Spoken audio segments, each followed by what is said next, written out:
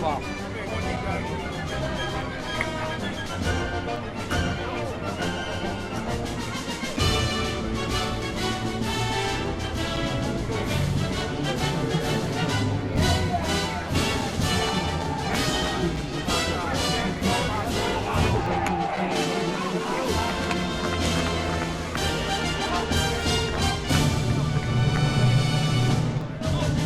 Welcome you inside historic Doyle Field, and a little bit more of that history will be made today as we get set for a recreation of Thanksgiving 1933. Todd Robbins, happy to be here with you on behalf of Leominster Access Television this afternoon, as we welcome you inside of Doyle Field. Players get set down on the field for a pregame prayer along with the officials of sportsmanship. Prepare to enter into this historical game. We call upon your help, your assistance, your grace, and your blessings. Help each team participate to the best of their ability with a true spirit of thanksgiving for you, for this day, and for those who have made it possible. We ask you to protect these players from all injury and harm. Guide them in the spirit of fair play and good sportsmanship. May each team respect their opponent and always remember that we are all brothers under your guidance and your care. We ask this through Christ our Lord. Amen. Father, Son, Holy Spirit. Amen. Okay, guys, national anthem's next. Take your sideline. As we see the pregame prayer finishing up, as was customary in 1933. Mark Bedanza, our resident football historian here in the city of Leominster, will join me to offer color commentary in a bit, and also to give us kind of a little bit more historical perspective. What we can tell you, in 1933 and in the early 1930s, the passing game was introduced to football. So for those of you that were with us or saw the broadcast last year of the 1894 historic recreation game that was held, of course, in the middle of a field up off of Lindell Street, very different than football of 1933. We'll have more on that after the national anthem.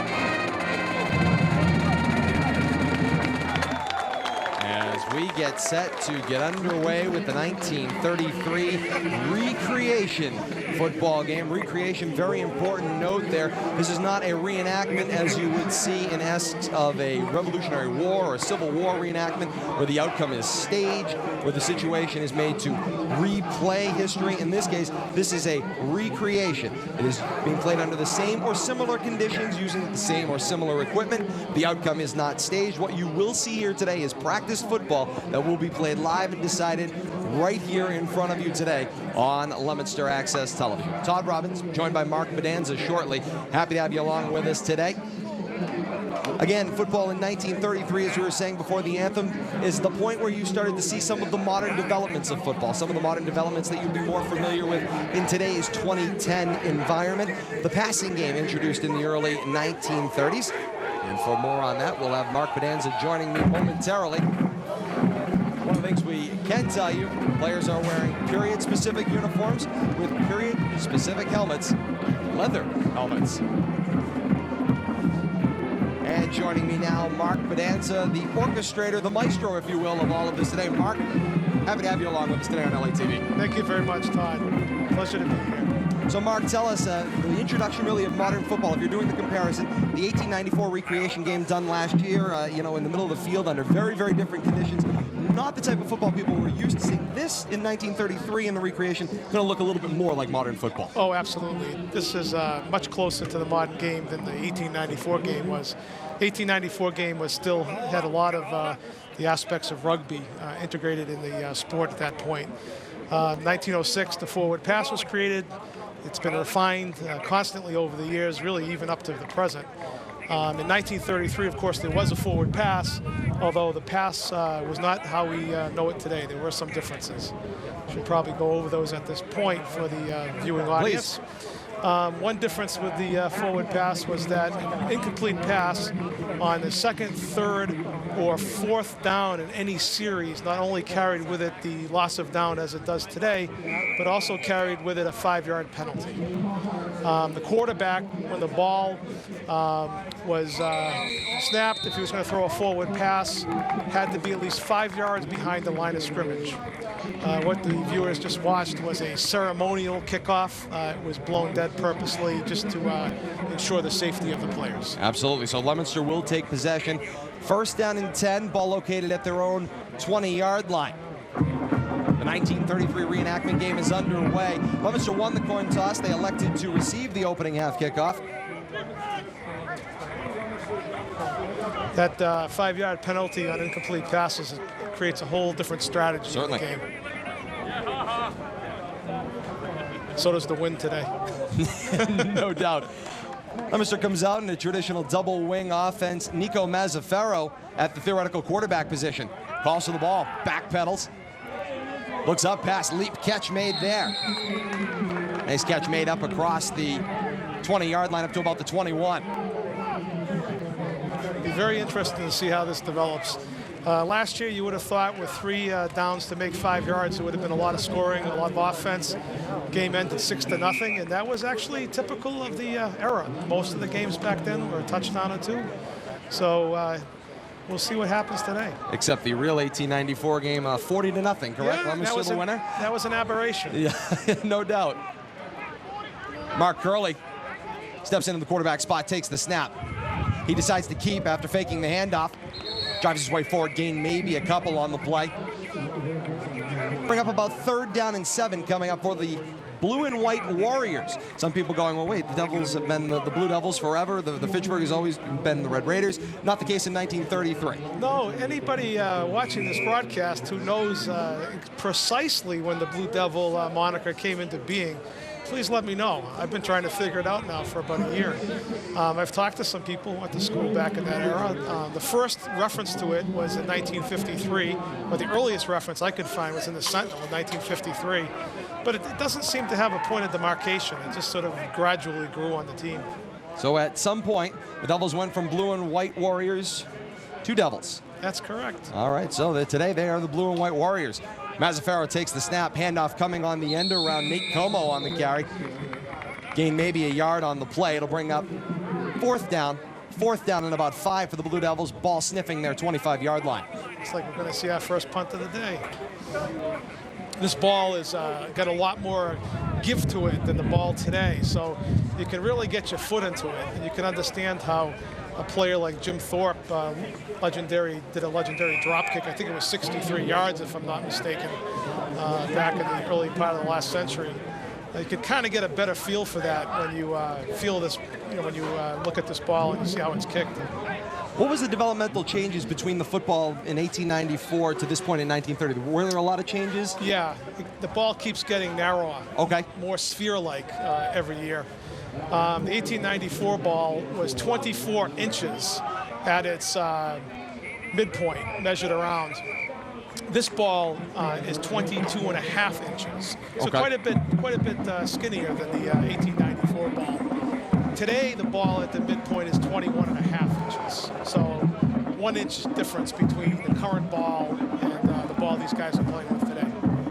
Very good. Ball on the punt, out of bounds at the Redskin 43-yard line. The 1st down and 10 Redskins, their own 43. Redskins come out. Ryan Logan, 35 at quarterback for the Redskins. The umpire bringing the ball in from the far sideline. Yes, those good humor-looking men out there, those are referees of 1933. Dressed in period uniform. Said to the guys before the games, must have been hard to keep clean. Logan on the snap and the keeper. Works his way forward, pushes the ball up to the 45. May have lost the football. We await the signal. We've got it. It's Blue Warrior football. First play from scrimmage, Ryan Logan fumbles on his way to the ground. Blue Warriors take over. First down and 10 at the Redskin 43. First turnover of the day. Certainly a lot of adaptation. These guys who are all modern football players having to adapt to the conditions of the ball, the field. Of course, artificial surface didn't exist in 33, but hey, not much you can do about that, right? Good thing it exists today because of yesterday's weather. You're absolutely right. So the Blue Warriors start their second possession of the day. First down and 10 at the Redskin 43.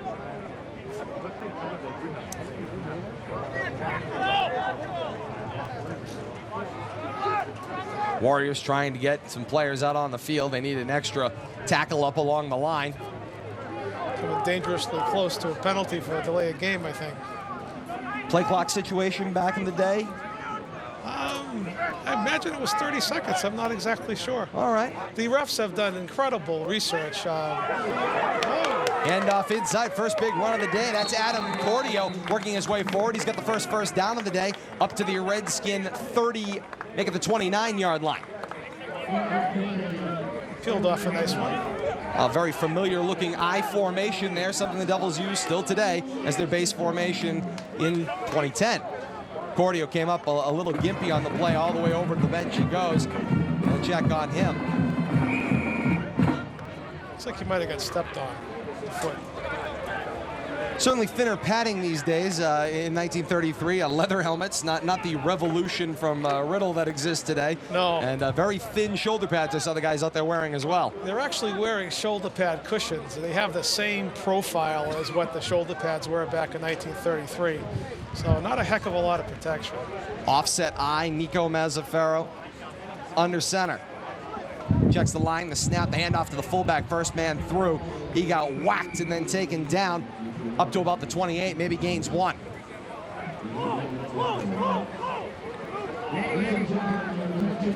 It's Nate Como on the carry. Most notably, no face masks today. Yes. 33 up to about the early 40s, right before at least the initial nose guard came into play. The fellow who was in the booth with us, Bill Mackey, from the Fitchburg High School 1933 squad, actually got himself a bit of a face mask in 1933. No kidding. In the very first game that season, he had a severe laceration to the lip, and Coach Amiot made him wear a bar across his helmet for the rest of the season. He didn't like it, by the way, but Coach Amiot insisted. Mazzaferro surprised by the snap from center. He got the handoff off. Alex Rivera on the carry. Lost the football. The Redskins think they have it. Signal from the officials on the field. Blue Devils maintain possession after a short loss back to the 30-yard line. It'll be third down and a long 10 coming up for the Leominster Blue Warriors.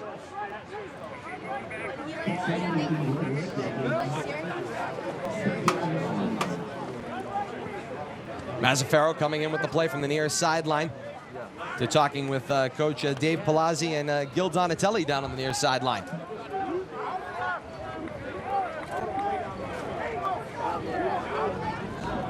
Rivera stays as the single back in the backfield, straight back behind Mazzaferro. Play calling today looking a little bit like, hey, you go to the trash can and make a right. I'll hit you on the pass.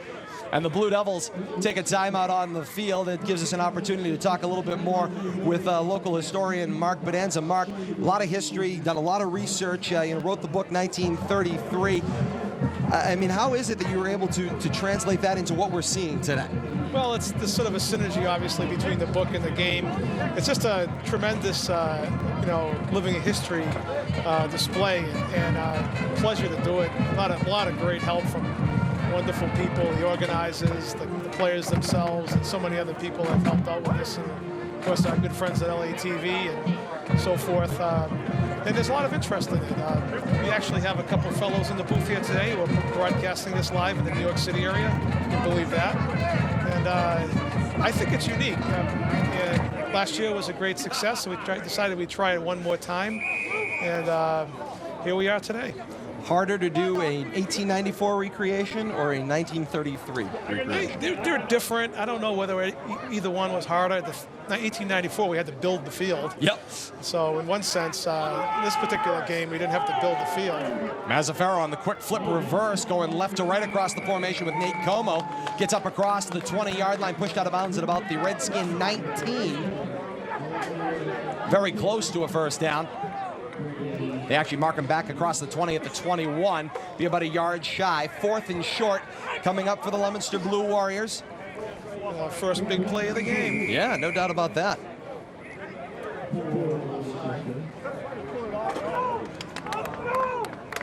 How long have these guys been practicing in preparation for this game? Really about 2 months. Okay. Last year there was a much bigger learning curve. Certainly. Because of the rules are so vastly different. This year the rule differences, although there are a number of them, it's a lot more recognizable and a lot more like traditional football. Mazzaferro, quick snap, and the keeper straightforward. He got wrapped up and driven back. See if the mark gives him enough distance up to about the 20-yard line. Need to get across the 20 to get the first down. They say no. He is short. Turnover on downs. Ball back to the Fitchburg Redskins. Fitchburg came up big. Yes, they did. Brad Mazzaferro tried to go with a little quick sneak over the middle and got taken back. As of yet, 2 series for the Blue Warriors, only the 1 series for the Redskins. Not 1 pass has gone through the air as of yet, being very judicious about their use. Well, we have one right off. It wasn't the first play. Oh, the very first play from scrimmage. Yeah. You're absolutely right. Was a quick pass. You're right. Complete, too. Yeah, that's right. For all of a yard, yes, it was. Ryan Logan continues at quarterback for the Redskins. Snap and the inside handoff, going left to right across the formation, stacked up and taken back. Pushed back to about the 16-yard line, loss of about 4 on the play. A bit of a defensive battle shaping up. Indeed we do. I'm sure the learning curve for the defense is not as hard as that for the offenses. Offenses, you got to learn a whole new style. Yeah. Defenses, just go forward and find the guy with the ball. I think that's generally true. Clock continues to run here at Doyle Field. Under 8 minutes left in quarter number 1.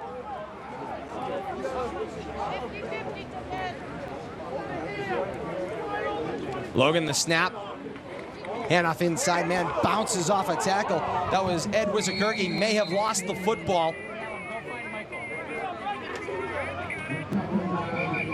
They say recovered by the Redskins, and the Redskins coaching staff wants a timeout to talk things over. Having a little trouble. They're trying to find the handle on the football. Yeah, it might be a judicious use of a timeout right here.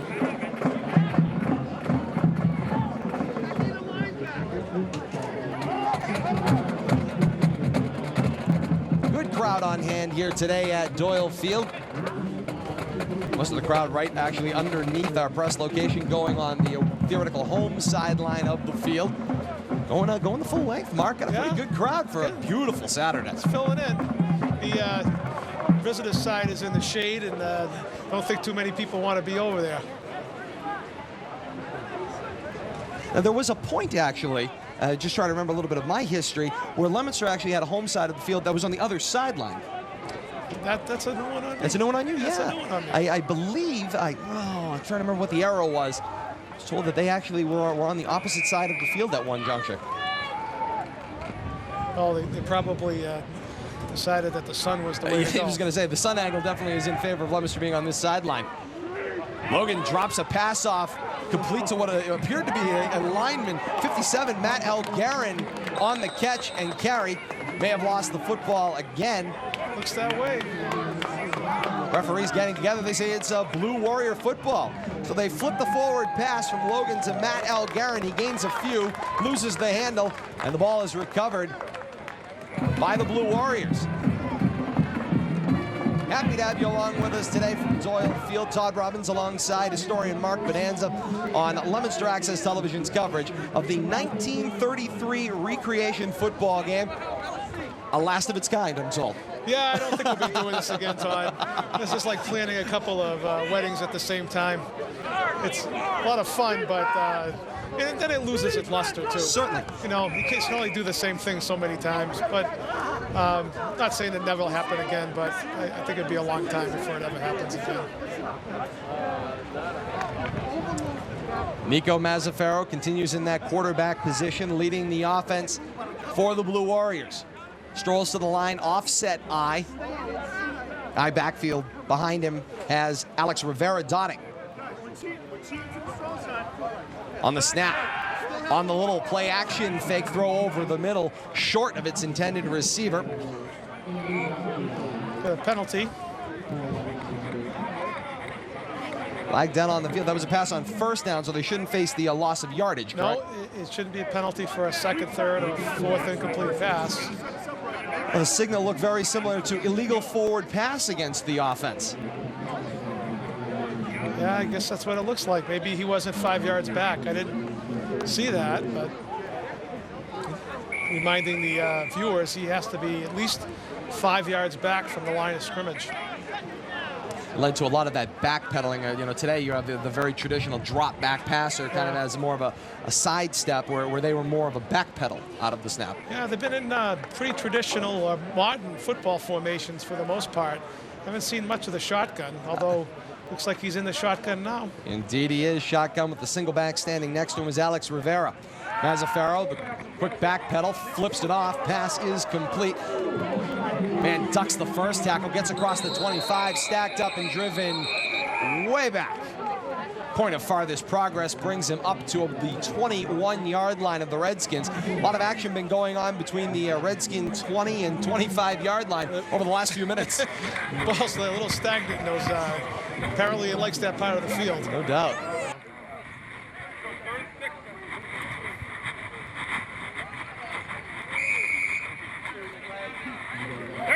Third down! Team. Check that, the 14.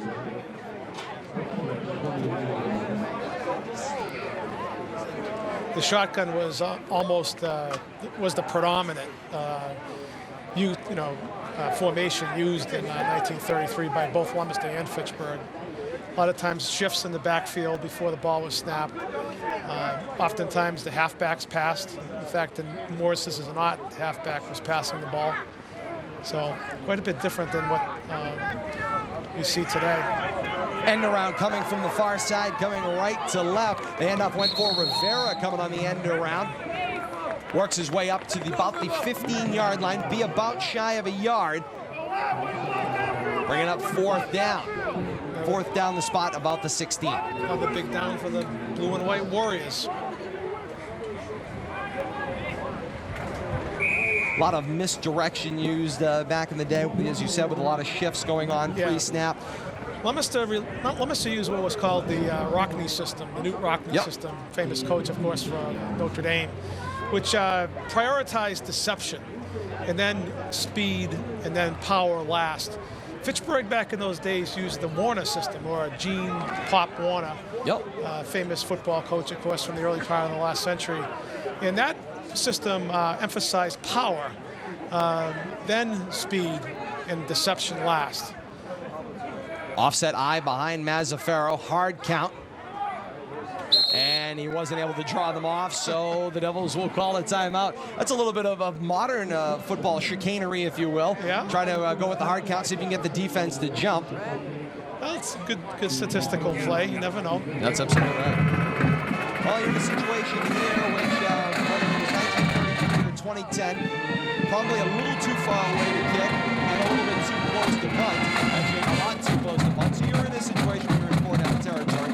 Likely that the blue and white Warriors will go for it here on fourth down and about to spot the Redskins 16-yard line. They have the wind at their back, but I think you're right. I think they're going to see if they can pick up that yard. You mentioned the drop kick and, of course, the place kick, a lot different back in the day as well. It was more straight-on kicking as opposed to the soccer style of the more modern era. Absolutely. Was the drop kick more or less common? I would say it was more common. Okay. And you know, back in those days, the kicking game was, again, very important because the conversion after a touchdown was 1 point, whether you ran or whether you kicked. So obviously, if you had a good kicker, more than likely you were going to have a kick for the conversion as opposed to a run. Playing the statistics once again. Mazzaferro had some issues getting the ball to Rivera on 4th down. It was fumbled, picked up going the other way by Tim Litzart. Litzart returned it up to about the Redskin 25. Well, Todd, once again, as you indicated, we seem to be playing the game in one very worn spot on the field. No doubt about that. Now, the ball went down on the field, and they actually brought it back to where the ball hit, which was about the 14-yard line. I'm going to assume rules-wise, if a fumble came out on 4th down, it was marked where the ball hit the ground? Yeah, it was a dead ball? Apparently, you couldn't advance it at that point. Okay. So the mark then will be the 14-yard line of the Redskins.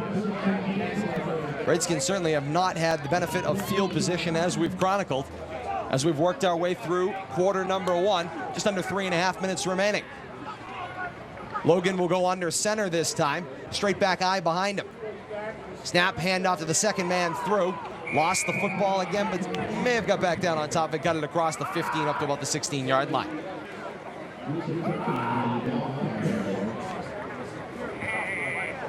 Gain of 1 on the play for the Redskins. 2nd down and 9 coming up.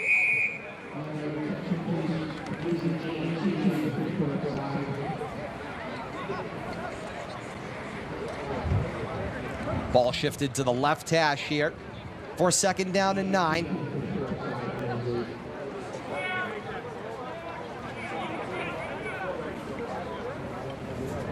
Under center goes Logan, takes the snap. Handoff for the eye back coming through. Look like 28. Fitchburg just can't get its running game on track. No doubt about that, it was 28. Ed Wazurki.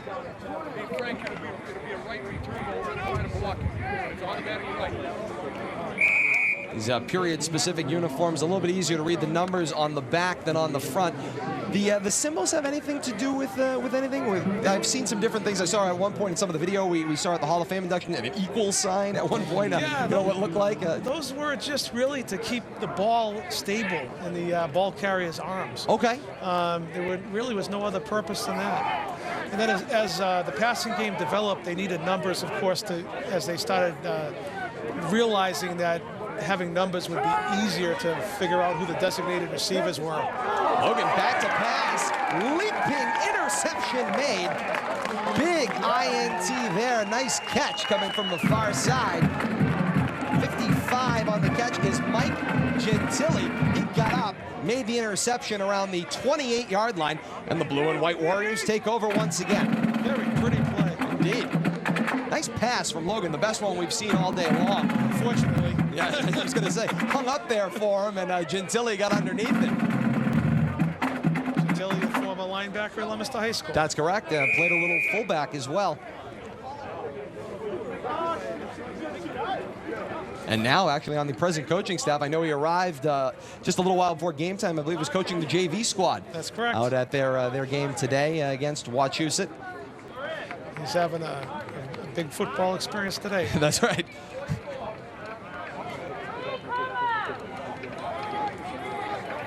Rivera, the single man, straight back in the backfield behind the quarterback, Mazzaferro.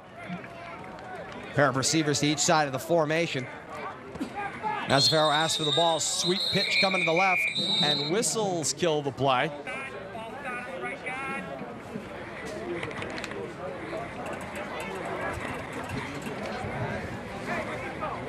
Prior to the snap, false start against the blue and white Warriors. A 5-yard mark off, takes the ball back across the 30 to the 33.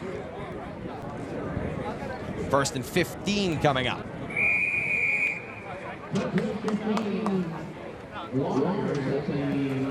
Ball shifted to the right hash.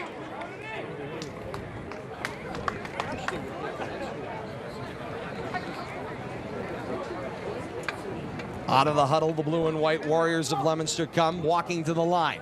Mazzaferro with Rivera behind him, the single back. Sweet pitch coming to the left, sets Rivera looked like he was going to go with a halfback pass, decides to tuck and run. He's got the 30, up to the 25, into the scrum he goes, up to about the 24-yard line. Some quick moves, Alex Rivera. No doubt about that. Rivera was a running back for the Blue Devils in his time period.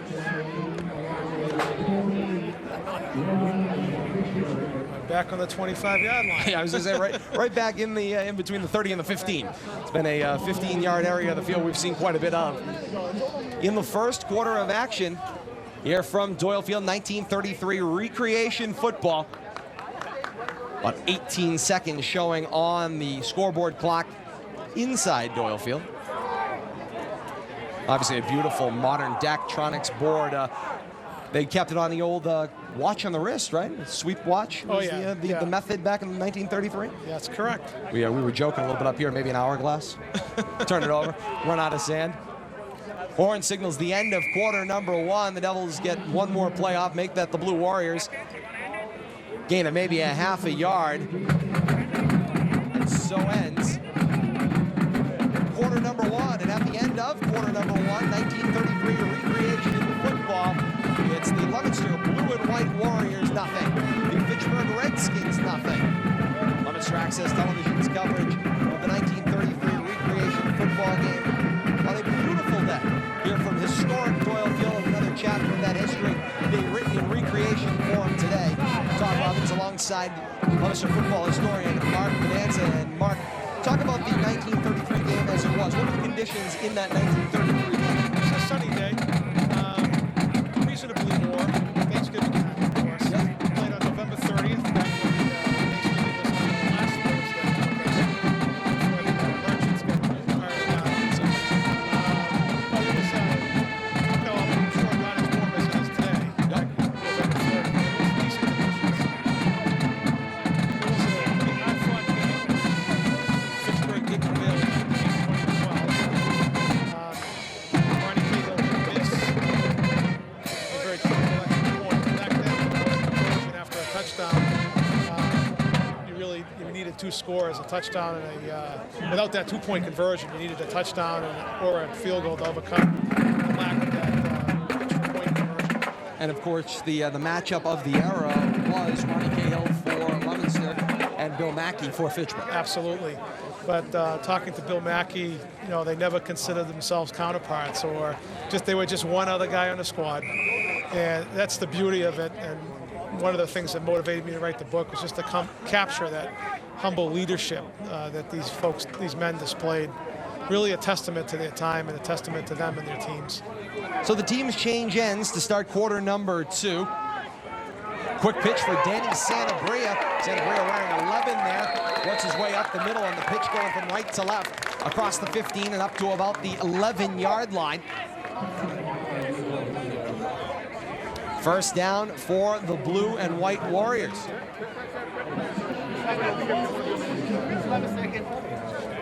Of course, I'm sure both Mr. Mackey and Mr. Cahill didn't consider themselves counterparts because they weren't portrayed that way. I mean, no broadcast media at that point, no hype, just a little bit in the newspaper, right? Oh, a lot of newspaper coverage, absolutely.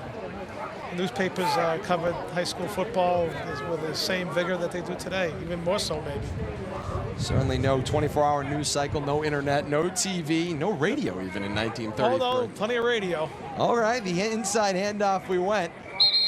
The 1933 professional game was really pretty much non-existent. Yep. It was a professional game, but it didn't have the same stature that it does today. So the focus was really on high school and college football back in those years.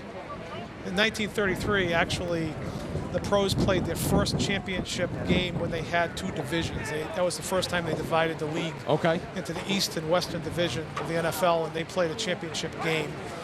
There were championship games before 1933 that they had to run off when the 2 top teams finished tied. But other than that, that was the first time they actually had a playoff between divisions. Exciting game, by the way, won by the Chicago Bears over the New York Giants. Mazzaferro split backs behind him. The give to Sanabria. He cuts back across the 10 up to about the 8-yard line. Deepest we've seen either team get into the scoring area. good stiff breeze coming up, and Yeah, saw one of those hats go flying there off a referee. This is a end of the field for Leominster where the field goal, I think, would really be difficult. That wind is gusting right in the face. And of course, with the renovations that have been done in the modern Doyle Field, that bowl a little bit sharper than it looked like. I was looking at the picture from 33 that was in the program, and it seemed like the ground didn't sink as much. Is this set down a little bit farther than at the time? I don't think so. I think it's pretty close to what the original grade was. I'm looking at that wind coming off that hill going, wow. Opened October 10, 1931, Doyle Field. Okay. 1933 game was played here. It was the second Thanksgiving game hosted at Doyle Field. Mazzaferro switches back to the gun, trips to the right of the formation, a single receiver to his left. He bootlegs right, throws right, pass is caught inside the 5 and out of bounds it goes. Nice catch made there by Nate Como. Should be a first down. Referee was right on top of that. Yes, he was. Maybe just shy, maybe about half a yard or so. Shane Crew get out of the way, heads up. Hats are flying. I'll tell you, it's starting to look a little like a 1933 game. You know, those hats didn't have any kind of adjustability. It just kind of sat on your head. We have another big fourth down play for Leominster. Devils looking for, Blue and White Warriors looking for a conversion here. Need about a half a yard inside the Redskin 4-yard line, about the 3. Spot is near hash. Clearly the play of the game thus far. Oh, no doubt. Very key moment. The White Warriors tried a sneak earlier on a 4th and short. See what they try to do here. Take it off the line. They give it to Rivera. Rivera ducks his shoulder. Yes, he did. He's got himself a first down, and he is just shy of the end zone. Mark him down at about the half-yard line, but you're absolutely right. He dipped his shoulder, and he drove his way in there. Yeah, give him credit. He was putting a lot of effort into that run. Just about a half a yard shy. First down for Leominster.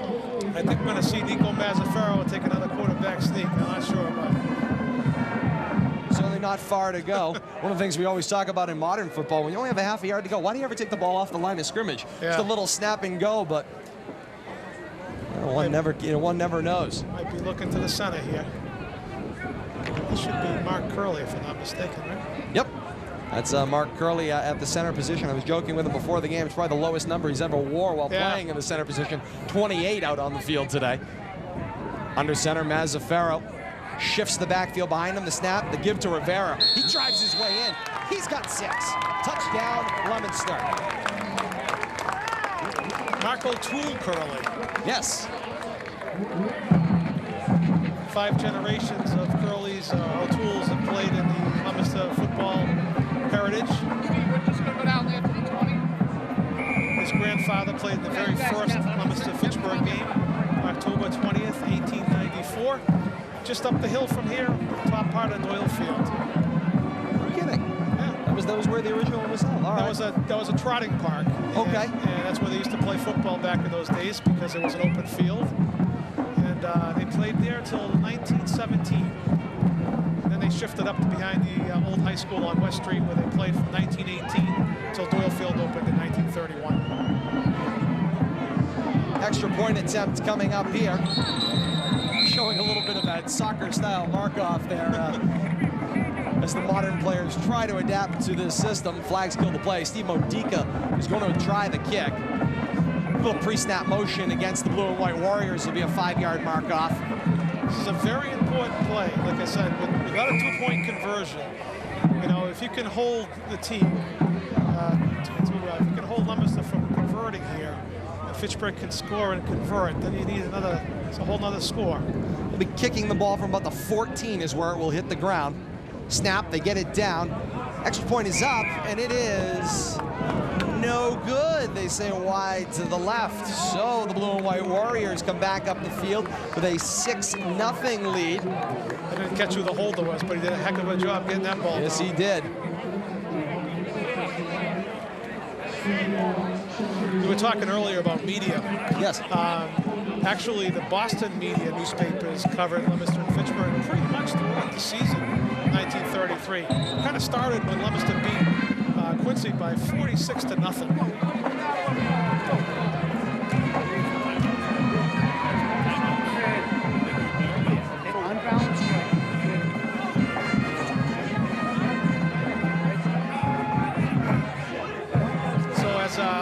Both of the squads enjoyed a tremendous amount of success that year against some of those eastern teams in Massachusetts.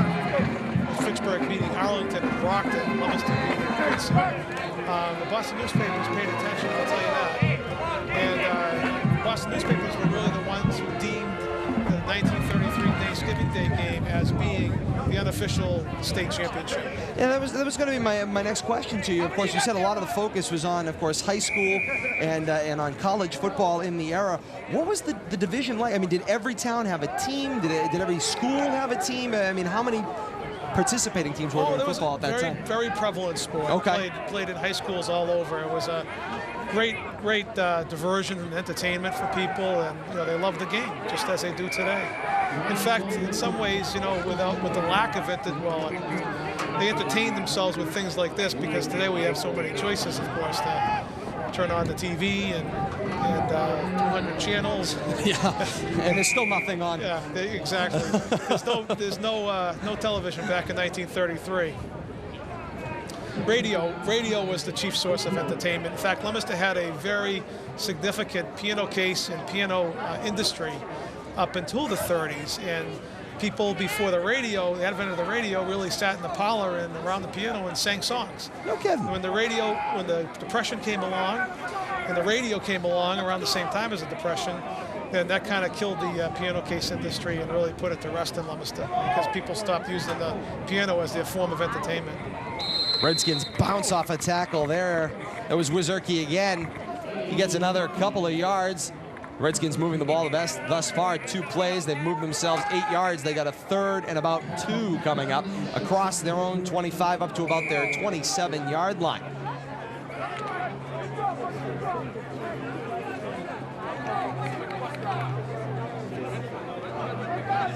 Ball spot center of the field. You can see defensive coordinator Ralph Jake standing at about the numbers on the near sideline. Good to see Ralph involved with the game. That's right. Ryan Logan, shotgun backfield. Bad snap, plays it nicely, makes a nice bootleg to the right, shoots a little dart out there that hits incomplete. Hit the receiver in the chest at about the 29, and out of bounds it went incomplete. Broke up by number 42. Well, our numbering system tells me that's Tom Pemorini. Tom Pemorini. I was going to guess that, but I didn't want to guess without the benefit of the roster. Numbers have been changing a little bit up till game time, but well, it's the equipment, has to be fit to everybody. Of course. And some of the guys changed their jerseys around because one fit better than the other. So a 4th down and 2, and the Redskins look like they are going to punt. Mr. stands to get good field position again. However, the Redskins do have the wind at their back, and that ball can sail. Ryan Logan will do the punting. Got it away in some traffic and a butte. He got away. Ball was muffed. It's on the turf. Still loose. Diving play made, and a final save made there by 32, Ryan Rendon, for the blue and white Warriors, finally recovering possession. What a play there. That was all amazing. around. Absolutely amazing. The blue and white have to give Mr. Rendon a medal of commendation for that one, because that didn't look too good. No doubt. Well, on all ends of that play, punt barely gets away on the foot of Logan. He shoots a butte down the field. It was bobbled by Bishop Link, who was kind of backpedaling, took it off the shoulder, it hit the turf, and we had guys diving around, scrumming for the football, and Ryan Rendon ends up at the bottom of the pile for the blue and white Warriors. Bishop Link was saved by Mr. Rendon. No doubt about that. Ball at about the blue and white 23. Back to that spot again. Yeah, I was going to say, we've been on this end of the field before.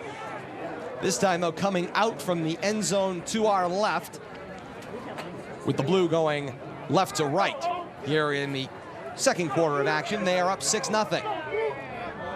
Mazzaferro checks the line and asks for the ball. Fakes the pitch on a busted play, nowhere to go but down. Thinks somebody was supposed to run to the right, and they ran to the left. A certain lack of interference. Certainly.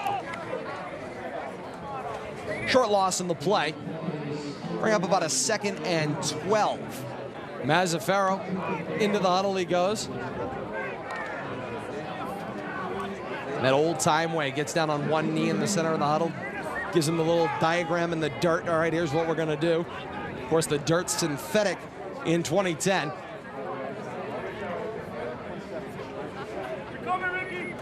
Mazzaferro back out of the gun, Santabria next to him. Pass is caught on the strike coming from the right. Nice slant and the catch made.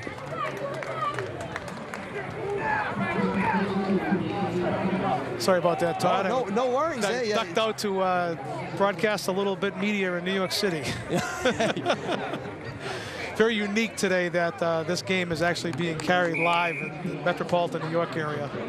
And then will be rebroadcast in another station in the metropolitan New York area. No kidding. I'll tell you, we've got a little bit of a benefit here on LA TV today. We've got the pictures that go with it so you can see what 1933 looked like. The gentleman doing the radio today, they got the taller task to try to recreate what it looked like in 1933. Because, of course, everyone who would be listening to a football game is imagining modern helmets, modern uniforms, modern equipment. To see it is to believe it today as history is brought to life and recreated, most importantly. No decided outcome in this ball game. No. Mazzaferro, little pitch out for Rivera, was looking for a halfback pass. Rivera ends up getting stuffed, has to keep it, tries to fight it back to the line, ends up losing a yard, about the 30-yard line of the blue and white. Well, a game effort by Mr. Rivera, but it came up short. Some great angles going out there on the field today. Some of the different camera work, a couple of field level cameras. I know the umpire, the traditional officiating position that's usually between the linebackers in the defensive backfield, is wearing a camera on his chest today. Bringing some very cool pictures. Can't wait to see that. Very, very cool pictures. This was Lummis's first punt, is it not? I believe it is on all of their other fourth down situations. They've had the short field, and they've been able to go for it. In this case, long field situation, ball at their own 30, and they send Pat Moran in to do the punting.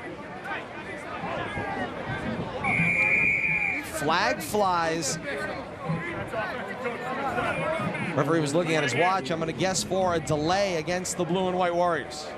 Indeed it is, delay of game against the Blue and White. Mark them back 5 yards, now to their 25-yard line. Just a little bit longer field to punt. Had to get used to watching these guys walk around the field with leather helmets, isn't it? Leather helmets. Bad snap. Moran shanks it off the side of his foot. Didn't get but 3 yards. Touched, working its way forward, picked up. Whistles kill from behind the play. Referees on the near side are signaling touchdown. They need to get together on that, because that, of course, same thing where you had a loose ball. Can they recover it? Or is the ball dead at the point where it hit the ground? These are modern football referees, gentlemen, that have actually done the modern game. Can't advance it. That's right, having to talk over and get back to 1933 rules. And it is our best understanding they cannot advance it. Referees need to get together and talk things over. Holding the spot right now at about the 1, maybe 2-yard line. I think that's what it's going to be. So if you have the receiving team, then it's a touchdown. Right? It was never controlled. All right. Yeah. Okay. All right. Here comes the signal. They seem to have gotten together on it. The signal is touchdown. Touchdown, Redskins. 6 all our score. 4:54 remaining in the first half.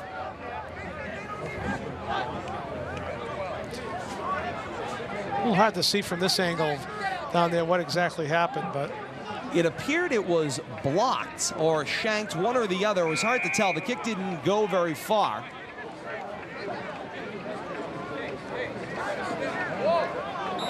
Tim Letarte is going to try the extra point, but first, the Redskins are going to talk things over. Your guy did it too. Your snapper did it too. So for the purpose, I know, but for the purpose for the purposes of this game with this ball that you guys don't have the experience with it, we're not going to call that. All right? Your guys are doing the same thing. So Mark, you've researched 1894. You've researched 1933. What's next for you?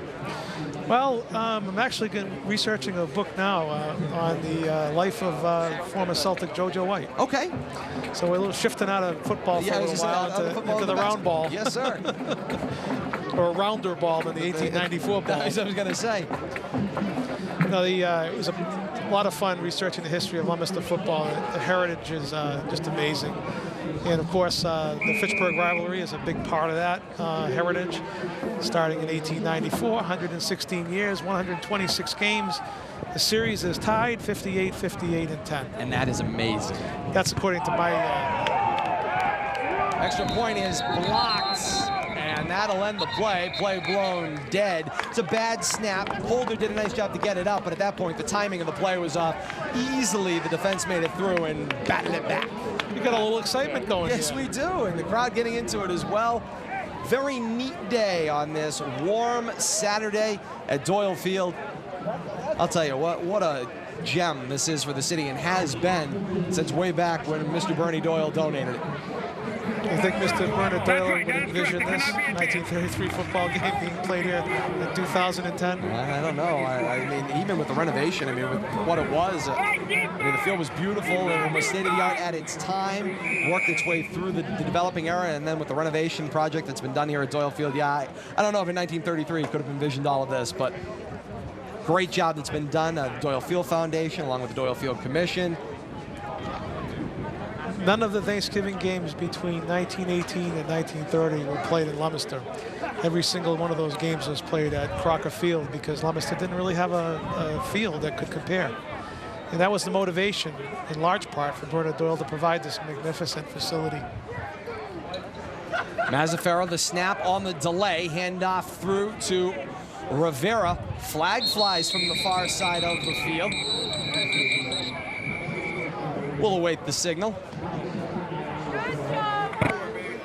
Hey, nice job, team. Red captain, red captain. Right there, go to the referee, please. Had to pose for a photo, a collector's item, I'm sure.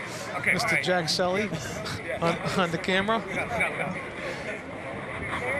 Illegal shift the signal against the blue and white Warriors. Yeah. Shift it back 5 yards on the mark off to the 15-yard line. First down and 15 coming up. These guys are playing hard. Yes, they are. It's certainly full speed, full contact. You've got to give them a tremendous amount of credit. You really do. Both teams. Certainly, it's not like they've been practicing all day, every day. They've practiced a few hours every day. Guys giving up time with work and families and everything else. Done a great job. Mazzaferro, the delay on the little play action fake, looking down the seam. Football may have been coming forward. The ball hit the ground. Be a question of whether it's a fumble or an incomplete pass. The officials will get together. Looks like the tuck rule. They're saying, yeah, it's a fumble, and it's Redskin football. No, he's ruling it a fumble. Redskins the beneficiary of some great field position. Wow. They're going to take over. First down and 10 deep in blue and white Warrior territory at about the 15.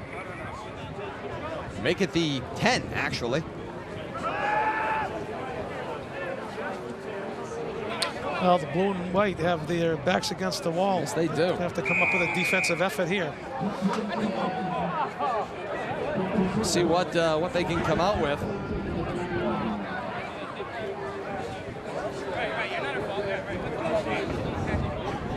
Personnel changes on both sides of the field. And now here come the Redskins out of the huddle. Game tied at 6, 4:25 left in the first half.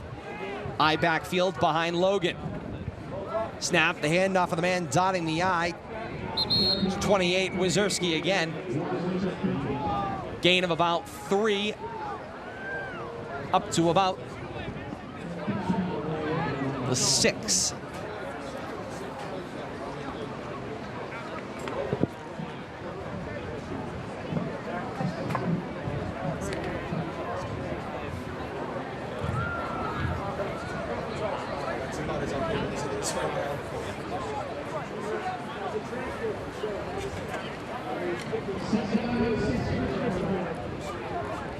Logan on the snap.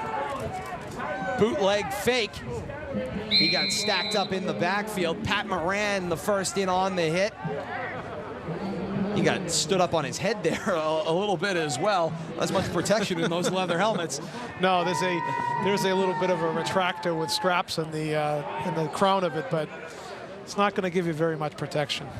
Where did you guys get the, I mean, obviously the uniforms are period specific, maybe not the wool, if you will, or whatever the material was. Obviously the leather helmets, I mean, where are they making these type of equipment these days? The helmets were manufactured by a company from Texas called Pastime Sports. They supply the movie industry. They actually did the movie Leatherheads. Handoff straight up the middle to the end zone is a touchdown. Touchdown on the carry. Eric Meza on the carry straight up the middle. He's got 6 more for the Redskins. He had a huge hole. Yes, he did. Wide open. Nice blocking up in front of him. So the Redskins jump to a 12-6 lead here late in half number 1.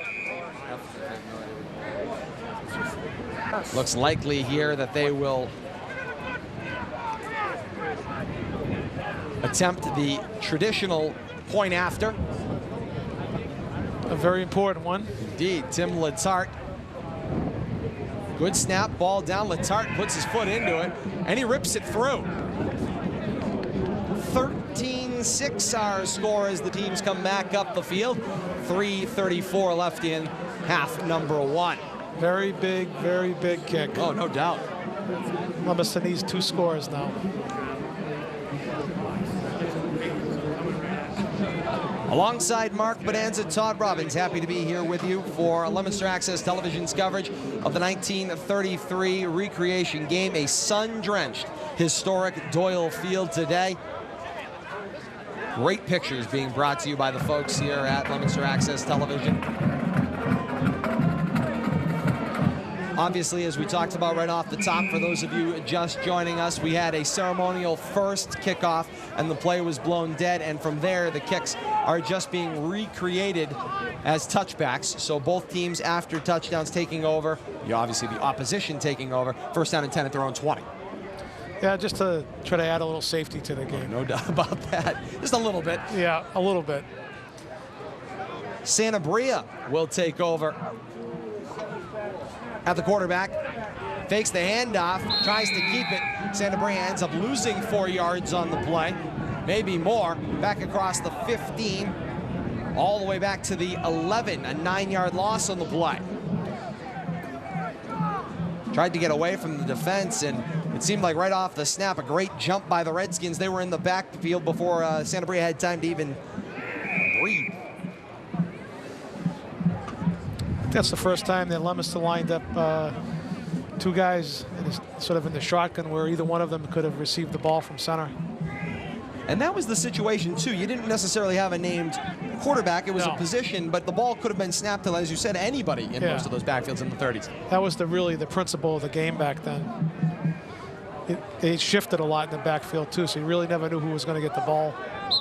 Rivera with the straightforward handoff on the dive. Gains back some yardage, back across the 15 of the 16. And the Redskins take a timeout on the field, trying to preserve maybe a little bit of clock there, thinking they'll get another opportunity as the Blue and White Warriors are looking at 3rd down, 3rd and about 13. Yeah, Coach Meza doing a little clock management.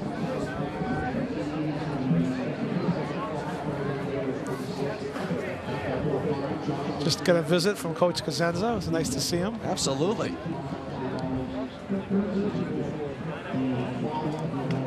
I think everyone involved with this rivalry, wherever you've been, now going into the 127th meeting coming up on Thanksgiving Day 2010, has always felt like you're a part of something so much bigger.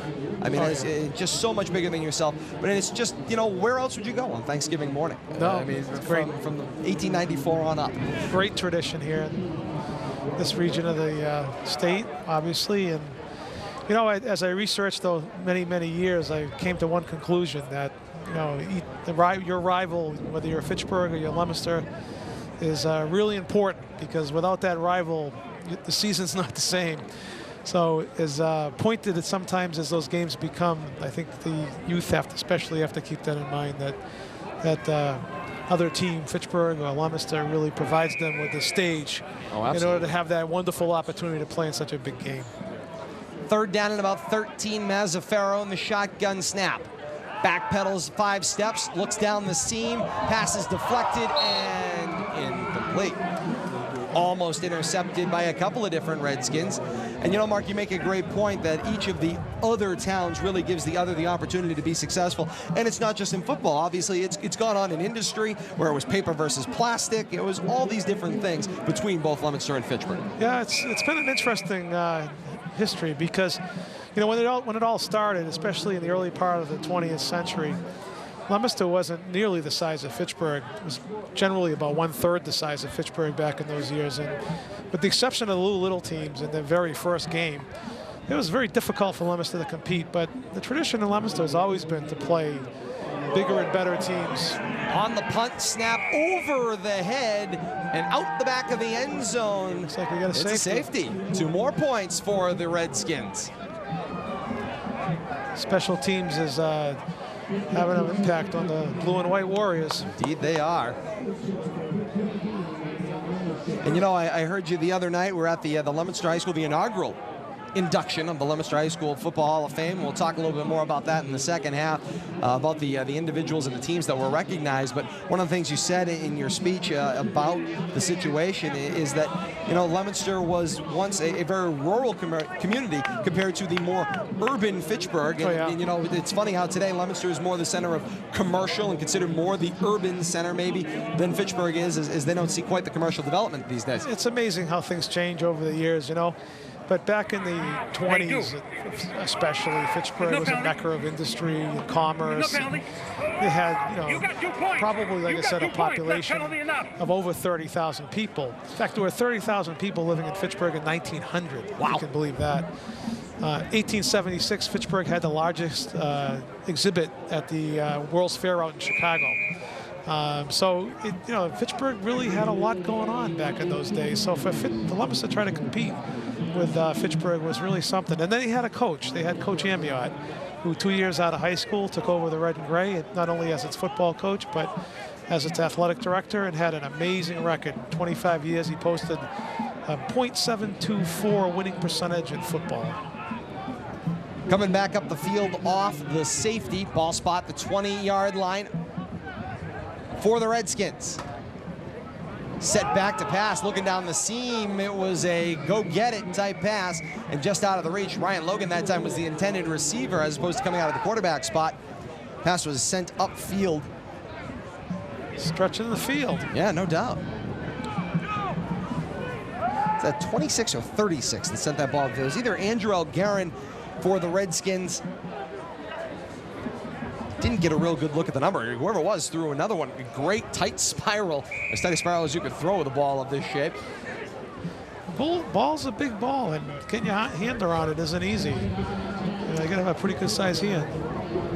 What's the seams like on this ball? Of course, in the modern era, you got a raised seam. It's raised, but they're leather, so it's like a rawhide lace. So it's a pretty good grip on that. But the ball is like, even that inch, it makes a huge difference.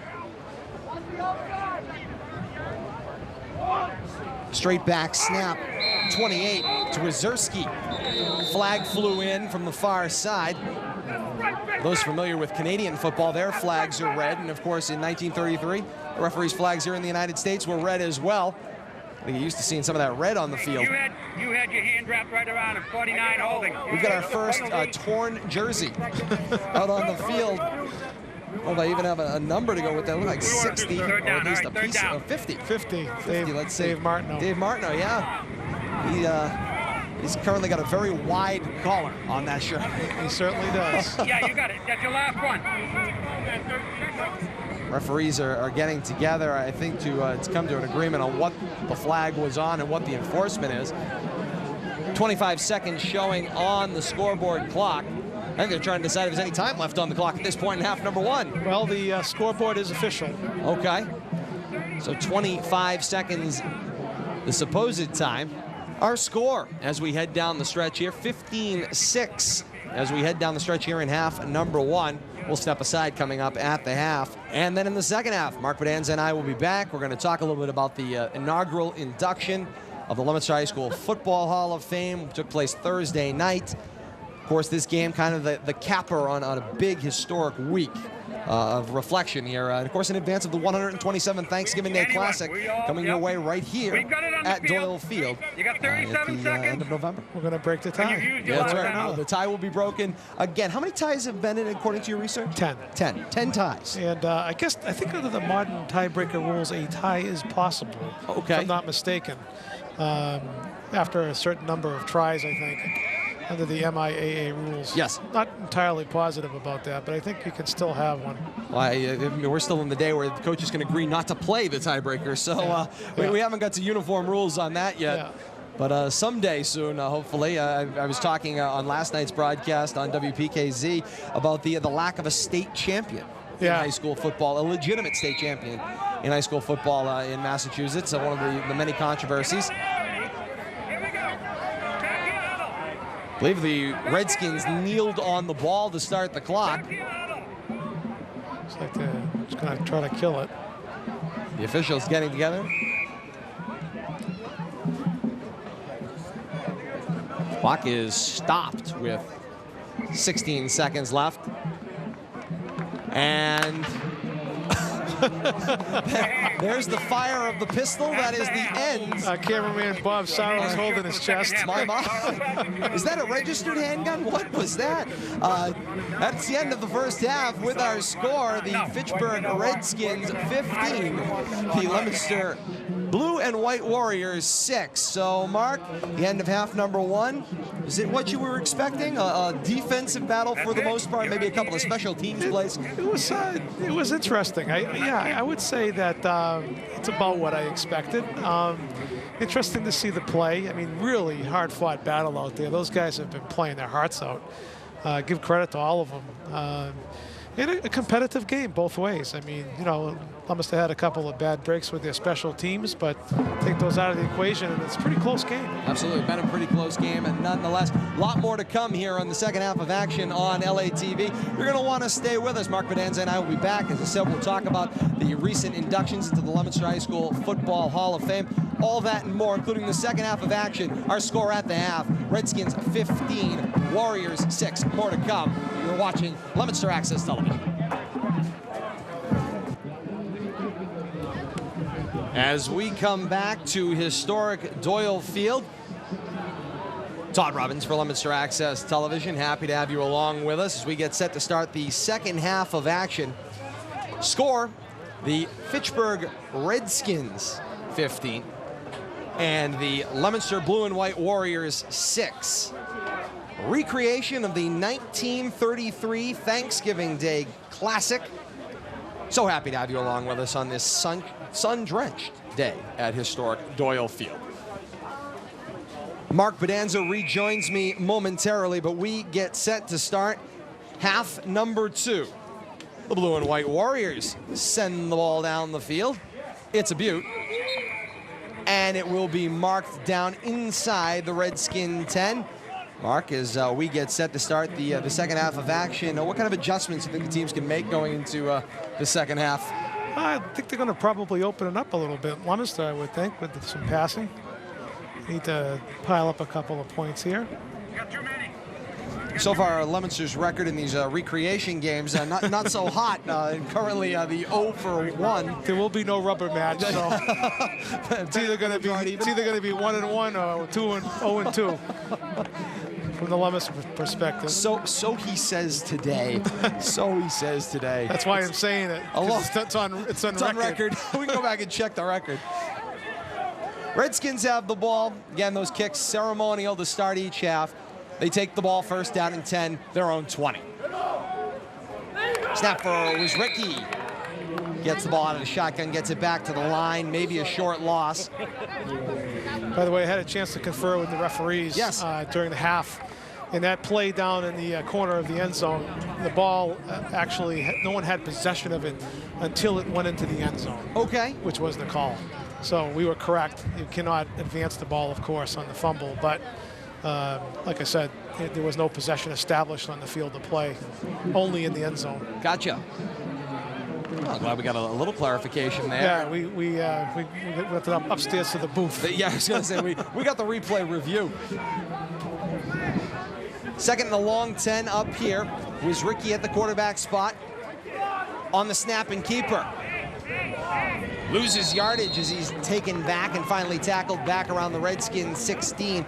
That was a straight snap to the back there. They've used it on the last couple of plays. And of course, in the modern era, everyone is all wooed, wowed, and whiz-banged by the Wildcat, which was quote-unquote invented by the Miami Dolphins of a couple of years ago. Not Mark, quite. as a historian, you would probably like to reset the record straight. Yeah. That offense has existed for years. It's just been brought back to popularity. Absolutely. LATV does a great job with some film from the earlier eras of the Leominster-Fitchburg games, and on Thanksgiving, I'm sure you'll see on LATV many instances where that exact offense was used back in the 30s and 40s. And of course, it fell out of favor as everyone has gone to the downfield passing games in the professional and collegiate ranks. And now it's finding a home back, as now just about every team has got a little version of it. In this case, a snap and keeper again, sack in the backfield. Was Ricky taken down, loses a couple of more. This drive for the Redskins has gone backward, and farther backward. It brings up 4th down and long here, back around the 13-yard line. About 7 yards lost on this drive. 4th down and about 17 coming up. The line to gain is the 30. And in this case, it looks like Ryan Logan will come on with his heels backed up against his own end zone to punt. I think Leominster's doing a wise thing here, having 2 guys back. Bishop Link is one of them. 34 looks like the other. Listed on our roster as Anthony Iacoboni, but don't think so. Doesn't look like Anthony from here. No. Bad snap, recovered by Logan, and he got it away. Amazing. Very impressive. Didn't go very far, hopped about the Redskin 25, hopped up to Bishop Link at around the 34. He was able to maybe advance it to the 33, if that, but that's the second time Logan has got a punt away. That time, not as impressive a distance, but certainly under duress. He's cool under pressure. Yes, he is. Gotta give him that. Had that ball not gotten off, Leominster would have had much better field position, not than it does now, but field position, of course, for Leominster is good.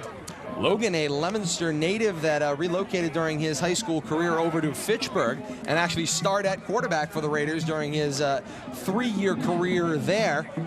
Logan graduated from Fitchburg High class of 03, the same year I graduated from Leominster class of 03. And apparently he stayed with the red and gray. He did stay with the red and gray. He was a freshman at LHS in '99 with me, and by 03 was the senior star quarterback for the Raiders.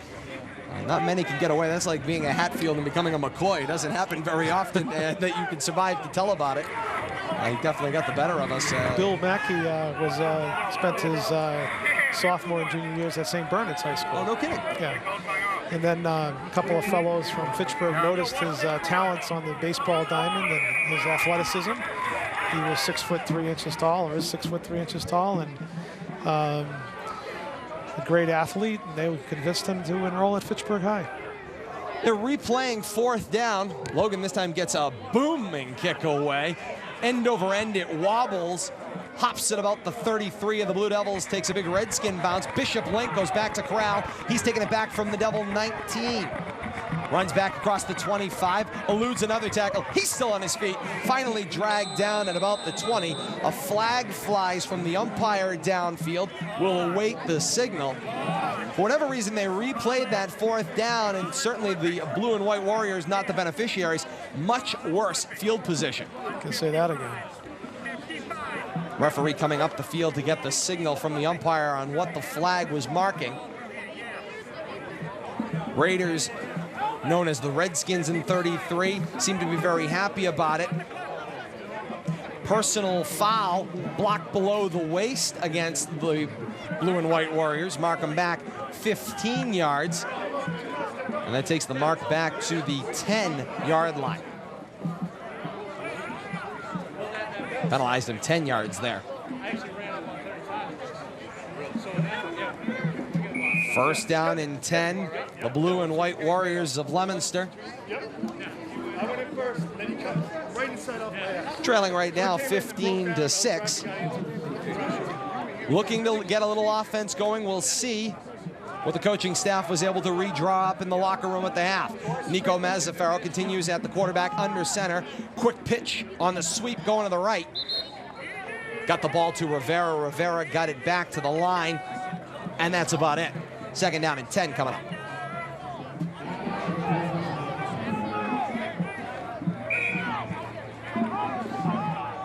Warriors changing personnel. Rivera out, Sanabria in at the halfback spot. Mazzaferro under center. Sweep left this time with Sanabria. Sanabria across the 10, go 15, leans his shoulder forward across the 20, angled out of bounds at about the 23-yard line. He runs with purpose. Yes, he does. He was a great running back in his time with the Blue Devils in high school. I'm going to get this wrong, but I think he was class of 02-ish. He was a little bit ahead of me in school, maybe 01, 02-ish. Also a dual threat basketball player.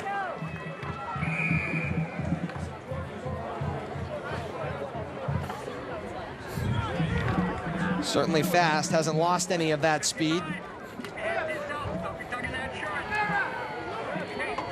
Warriors reset the chains, 1st and 10, their own 22. Shifted eye behind Mazzaferro. Sweep right this time with Sanabria. Going the wrong way backfield, has his shirt ripped right off his back, lost his helmet as well. Got the ball back to the 20, lost about a yard on the play, and he has been decloaked. We've got decleaters in the modern football game when you get taken down. In this case, lost his shirt, he got decloaked. Yeah, there's that shirt is. It's gone. Yeah, it's gone. It's a rag pile. You get a good look there, though, at the padding that they are wearing, or lack thereof. Lack thereof, yeah.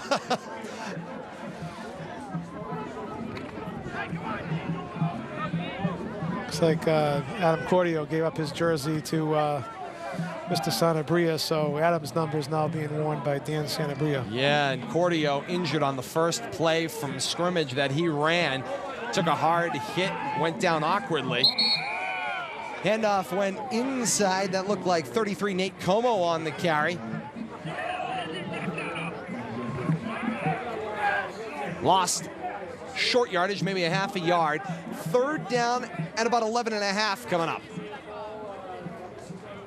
Line to gain is the 31 of the blue and white Warriors.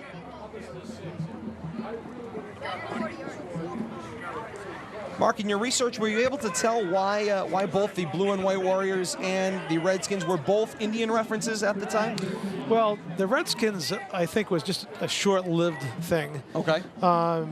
In 1933, both teams introduced silk pants. Interesting. And the first time that the Fitchburg folks wore them was in early November, and when they came out, they caused quite a stir with the Fitchburg faithful, and there were all sorts of ideas for names based on those shiny red pants. Okay. And of course, in passes picked off. We'll get back to that momentarily. Nice pick across the middle. Like 37 Jason Reed on the interception. And the run back, Redskins get great field position inside the Warrior 20 up to the 16-yard line. Puts Lamister in a very difficult spot. That they do, already trailing 15-6 here in 3rd quarter action. It was a good, strong pass thrown down the middle of the field and just picked right out of the air. Well, getting back to that story. Silk pants, red silk pants. silk pants. And in 1932, the professional football franchise in Boston was called the Boston Redskins. Okay.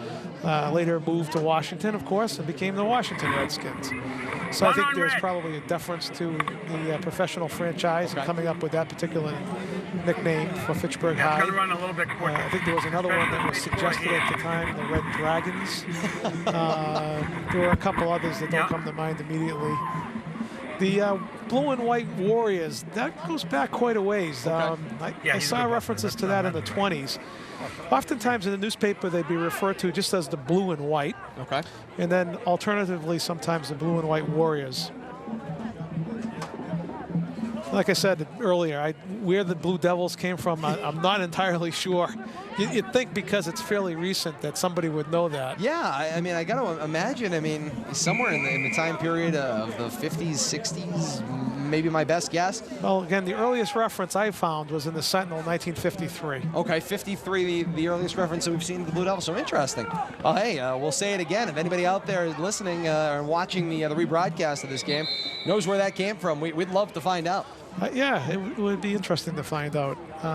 I've asked a couple of folks to no avail so far that went to high school in that era. I think it might be one of those things where it just sort of started gradually and picked up some steam, and we don't really know who originated it, right? But someone knows, I bet. I bet, or at the very least, they got an idea. Yeah. And of course, I mean, one of the important parts about history is being able to get it recorded before, you know, it's lost to history. That's right. Certainly an enviable job at that. I backfield behind Logan on second down. End off straight forward. Once again for Wazirki. He got it maybe back to the line. Around the 11-yard line he stands. He goes 28, Line to 28. gain is about the 6.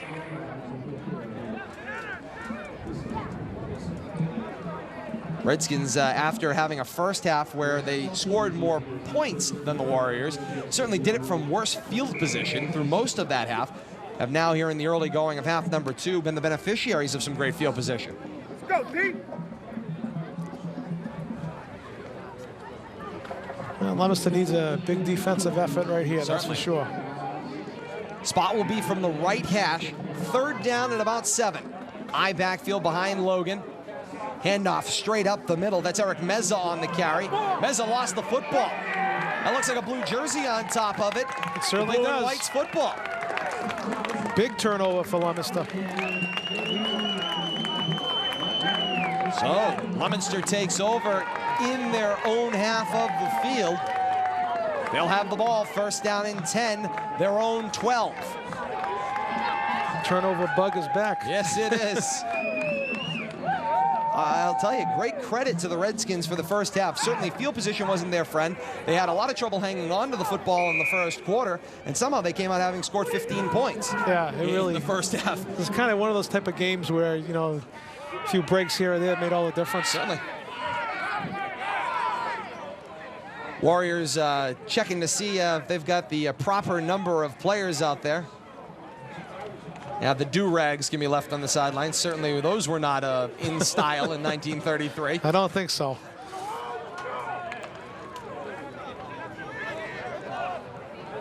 Shifted from the left hash. Mazzaferro comes to the line. He'll have a pair, make it 3, receivers to his right. Single back behind him is Rivera. Sweep. They fake the reverse. Rivera hangs on to it, cuts back across the 10, up to the 15.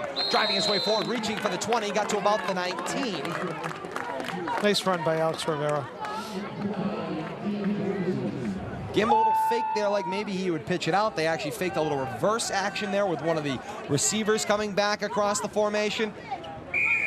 And Rivera kept it and got it up to the Warrior 19-yard line.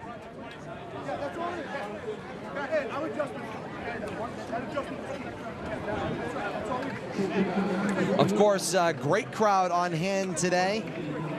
Yeah, I had a chance to get out during the half and take a walk, and stands are pretty well filled in. Yes, they are. And of course, the people this year are just happy that it's in a stadium setting, as it was in 1933. Last year in 1894, you're standing on the sidelines. There were no seats. No, not at all.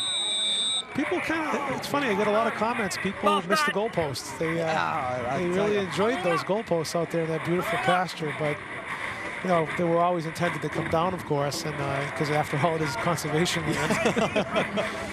Bit of a miracle that we actually pulled that off and played that game there in that field. But very cool with the log goalposts. For those that I remember, had the flags on top of them. They still exist. You got them in your backyard right now? I don't. Where are they at this juncture? You have to get a hold of Dick O'Brien. All right. From the trustees of the reservations. I'm sure Dick put them to some new adaptive use. Hey, I'll tell you, whoever created them the first time, yeoman's work there. That's Dick. On the delay. Ball's Got loose. his pocket picked. I think he got back down on top of it. That looked like it may have been Rivera. Redskins came out holding the football. However, the officials are getting together. They're saying down. And nope, the signal is Redskin football. The official coming in from the near side of the field was shaking his head like he didn't think it had come loose, but the umpire who's in that defensive backfield came forward and said it was out, or the running back was down, and they did not get back on top of it. They said Redskin football. Once again, this same part of the field very popular in the third quarter of action as it was in the first. Redskins take over first down and 10 at the Blue Warrior 15.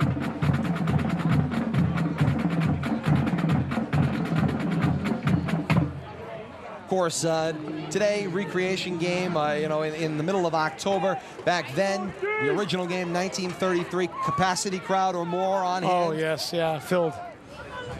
10,000 or more. Some of those photos where you see people standing 5 and 6 deep on the walkways from back in the era are amazing. Logan lofts a pass. Oh! It was deflected. Picked off going the other way. Down the field it goes, down left sideline. Cutting back across the 40-45 midfield. Going the other way. Across the 40 and up to about the 36-yard line. There was a loose football at the end of the play. Pushing and shoving after the action. Easy. You can't fake that. Easy. Don't be touching me. Don't be touching That me. is real emotion. Don't touch me. Players running off both He's got it. sidelines. He's got it. Benches clearing, if you will. You heard what he said, right? That's right. You heard what he said. He's out of the game. Coach Calm that guy Messi down. coming from the far side of the field, diving in the middle of the pack to help the referees restore order. What's amazing, looking as I walked the field, and looked at both sidelines, certainly these are not players that are either exclusively from Leominster or exclusively from Fitchburg, but all have taken very seriously to representing their side. These two teams don't like one another. Yeah, it's absolutely. I did talk to the referees at halftime, and they suggested they were playing, thus far they were playing a real clean game, and wasn't any Whatever you trash said, talk. 26, you threw him out. No, I saw 31 out. Okay, 31's out. 30 because he came in. Right, okay. The other guy, the other Okay. two guys, you got him for the third man I'm in. not going to throw anyone out there. No, he's got to go because he's got to go. 31 goes. He was the third man in. Right, exactly. Okay. Yeah. 31's out because he came in. The other two guys were only reacting. Get down. Get down. Okay, hold on. So that's a penalty then too, right? 31's out. You got the spot right here. Yeah, you're going to have to tack on 15 yards on that for a personal foul with the ejection. Yeah, you do. That's right, yeah. Okay, personal foul. Yeah. Who's got the ball, please? Who's got the ball? Hey, Henry. 31's ejected and you got a personal foul. Yeah. Okay? Yeah. So, we're going back 15 yards from the dead ball spot. Yes, he was the third man in. He was the third man in. 31 was the third man in. Make sure we've got Hold on. I see a 2010 model sitting behind that bench. We need the ball.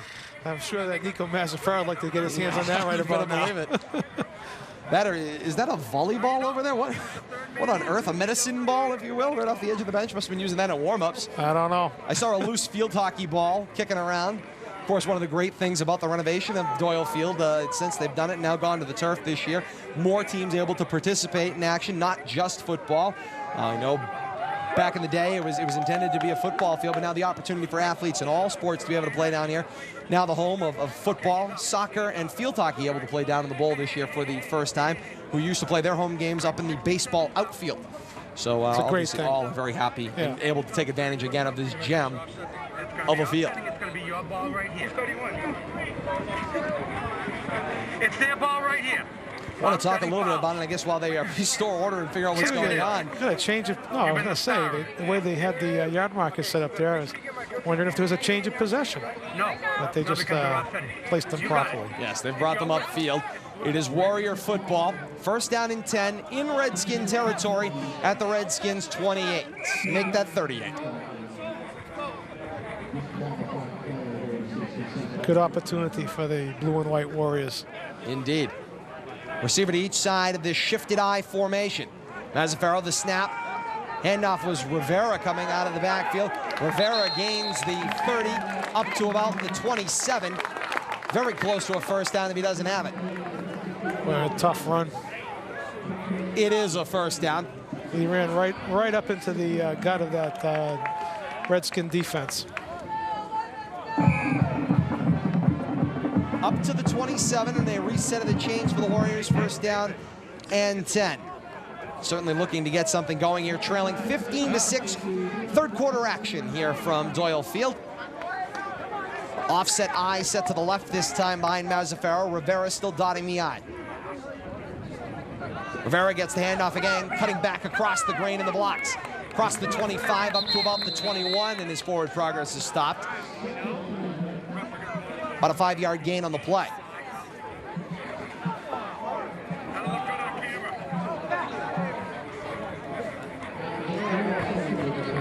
Mark, we talked a little bit about it in the first half, alluded to, we wanted to get to it here in the second half. First class of the all-new Leominster High School Football Hall of Fame inducted. 10 honorees, one a team, 9 other individuals honored. We want to talk a little bit about that. The first guys in, it was what was described as the no doubt abouters in this first class. Absolutely. The legends, yes, if you will. Absolutely.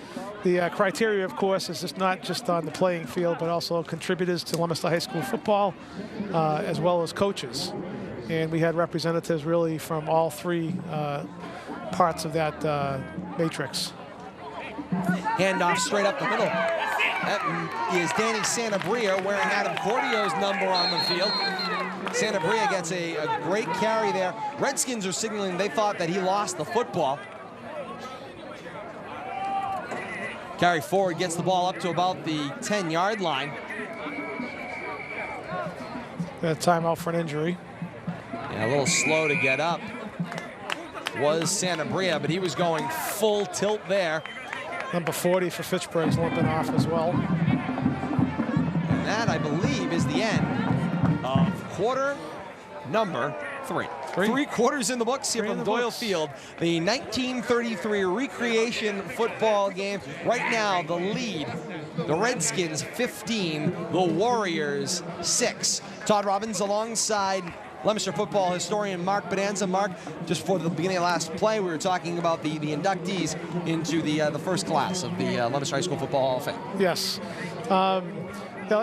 In the category of contributors, we had Bernard Doyle, of course, who created this fine venue here that we're using today. And in addition to that, really was instrumental in getting Leominster's first real sort of professional football coach in the visage of Raymond Comerford. And he led Leominster to back-to-back victories in 1928, 1929 over Fitchburg. First time that happened since 1911. Wow. And in fact, there were 10 seasons in those early years between 1912, I think, and 1920, where there were 11 games played where Leominster scored 1 touchdown and lost all 11 games. So that gives you an idea of how dominant that Fitchburg was back in those years. It was a 25-year run, right, from the 1894 game till the first Leominster win? Yeah, well, Leominster won a couple of games in the 19th century, I believe, if I'm not mistaken. And then there was the Lou Little years in 1910, 1911, where Leominster was successful. And then they tied a game in 1921, which was a cause of celebration here in Leominster. Certainly. And won in 1925. I believe that was I forget the score. I think it was 9-0. And then Ray Comerford came along in 1927. Well, his first season at the helm resulted in a 64-0 defeat of Leominster by Fitchburg. Still the greatest scoring disparity in the history of the rivalry. As the teams change ends, starting quarter number 4, straight up the middle, a handoff for Santabria, swallowed up by the pack, up to about the 4-yard line of the Redskins. I just opened my program, so we have a table of games. We can really speak from authority. And Leominster won in 1898. Okay. Actually, the Sentinel standings indicate that Leominster won. They played 2 games that season. And Leominster won the first game 5-0. No one disputes that. But the Sentinel indicates that Fitchburg won the second game 5-0. Santabria takes the handoff straight up the middle. A flag is down. He's got the end zone for the moment. It's a touchdown. We await the flag. Yeah, hold on. Here's Henry right here. Certainly looks like the initial signal is against. He had a legal motion. He was coming toward the line, right? Okay. Raiders fans seem thrilled with the initial flag. You can't freaking do that. Illegal motion against the blue and white. Boy. Take that penalty, mark the ball back, take the touchdown down off the board. I think that's why Mr. Mazzaferro's prostate on the field there Who's for a the little motion while back? after the play. He seemed a little You got to be disappointed. going backwards. You can't be going along Getting the back to line. You got to go 1898. backwards. I disagree with the Sentinels finding that the Leominster lost that game 5-0 because the official who the officials that were at that game ruled that a 0-0 tie. Okay. The touchdown that was scored by Fitchburg was scored when a punt return was made by Fitchburg and the entire Fitchburg faithful emptied onto the field. So that Stanford band play. We've Yes. seen that. Fumbled football there. Santabria got it back. He reached forward, got it across to about the 5-yard line. So Stanford band-esque. Everyone ran out on the field on the punt, huh? they did, and then the referee called back the touchdown, tried to establish the ball back at the 50-yard line and restore order to the game. Couldn't restore order. The Fitchburg fans were jubilant and refused to participate or accept the penalty. And in futility, he just blew the whistle with a few seconds left in the game and ruled it a 0-0 tie. See you later, bye. And that story is actually in the Sentinel. But yet the headline says 5-0, Fitchburg wins. So when you turn that into a 0-0 tie, that is the 10th tie. Okay. And as I indicated by my standings and my research, And not for Santabria again. He bounces it to the outside. He gets hit, but he reaches for the goal line. The signal is touchback. A fumbled football into the end zone for a touchback. I'm not certain that the referee knew that he was across the goal line when Santabria seemed like he had gotten in. Referees are coming out with the ball to the 20-yard line. I believe this is going to stand as a touchback. It's going to be Redskin football. The blue and white are beside themselves. I'm not certain that they're using many words that we can repeat. Something about they need to go back to be good humor ice cream salesman or something like that. I'm not really pleased with the officiating thus far.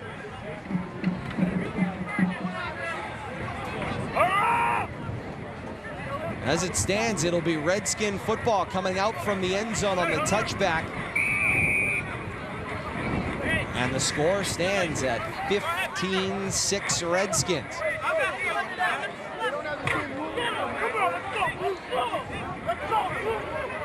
Leominster coaching staff on the near sideline a little bit beside themselves. Better get somebody out. You better get somebody Ralph out, Jakes, Blue. defensive coordinator, Dave Palazzi, the Tough offensive turn for coordinator, Leominster. and Gil Donatelli, their head coach.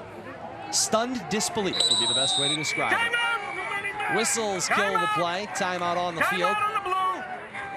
Timeout taken on by the field. Fitchburg as they want to talk things over. I think they may have had a personnel issue. Didn't have the right players out on the field. Blue. 1-1, right? One of the surprising pieces of the early inductees, and it was quite the discussion table I was sitting at on Thursday night, Charles Hazard. yeah, Charles Hazard was the captain of the 1928 football team, if I'm not mistaken. that's correct. And, you know, one of the things, very rare in that era, an African-American Yeah. captain of the high school football team in 1928. What a great piece of history. Yeah, and also obviously a great testament to the forward-thinking or the open-mindedness, at least, of Absolutely. Ray Comerford and folks in Leominster. You know, you have to understand, back in that era, professional football was segregated from 1933 to 1946. Not till Bill Willis and Marion Motley and Kenny Strode in Washington and out in L.A. came along that year was the game integrated. Ryan Logan on the quarterback sweep coming to the right side. Out of bounds he goes at around the 21-yard line. Gained maybe a yard on the play.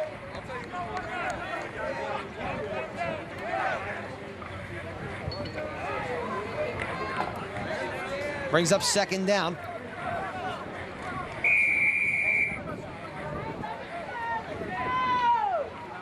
Tell you, some great angles out there. Cameras, we talked about it in the first half. We got one stalking around on the umpire's chest. Got a couple of field level high definition cameras going up there and going around down on the field. And then we've got one up here with Bob Sorrow at the helm. Jack Selly down there. Kenny Cottle down at field level. For Leominster Access Television, Todd Robbins alongside Leominster football historian Mark Bedanza. The Redskins have the football, 2nd down and 9. Botched snap count there. I believe the Redskins moved first. King whips up, takes the hat off of the referee once again. It really does. I mean, we've seen some of that old footage, and I mean, you see hats blowing around. People are dogs on the field. I've seen some of that old footage. Jack Selly is restored. You got dogs out on the field during games. Not the as formal, a pristine playing field as you play in today. No. The only issues you have to worry about really right now are on the other side of the ropes. 5-yard penalty for an illegal snap motion against the Redskins. Mark them back 5 yards. 2nd down at about 13 coming up. Ball back across the 20 to about the 16-yard line. Make a block line!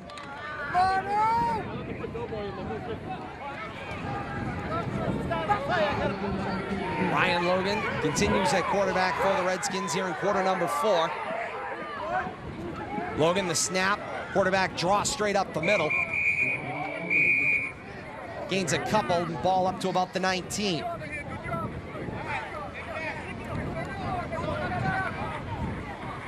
See Frank Novak stalking the sideline there as he did in the NFL for so many years. Gave a great keynote speech on Thursday night at that induction ceremony. Certainly did. Really class guy. Absolutely. He's even doing a little coaching. He was yelling at the Pop Water players. Yeah, It was great. Yeah, I'll tell you. He got their attention. No doubt. Kids of the modern era certainly need to be snapped around a little bit, and he had no problem doing it. Yeah, definitely a commanding presence. Logan, shotgun snap. Sets, takes the ball down. Now sends it up the sideline. Nice catch made there. Tim Letarte made the nice catch. Big hit made as he was taken down, but Letarte went around the defender to make the catch over the defender's shoulders. Gets the 1st down across midfield and up to the Warrior 45. There's a red hanky on the field, back around the 14-yard line. That play is going to be all for naught, but what a play it was. It was pretty. Nice hit on Mr. Letarte there, too. Nate Como, 33, I believe, had the finishing hit. Yeah, jarred the ball loose, but unfortunately for Leominster, went out of the field of play. 5-yard penalty marked off. I'm going to guess he wasn't 5 yards behind the line of scrimmage. Logan took the snap in the shotgun formation. Yeah, they say an illegal forward pass. So. That's what it would be. Shotgun right now, they're about 3 yards back, and Logan didn't backpedal much at all. He needed to go back at least 2 more yards, is my guess. Yeah. Looks like Leominster is looking for a big return here. That they are.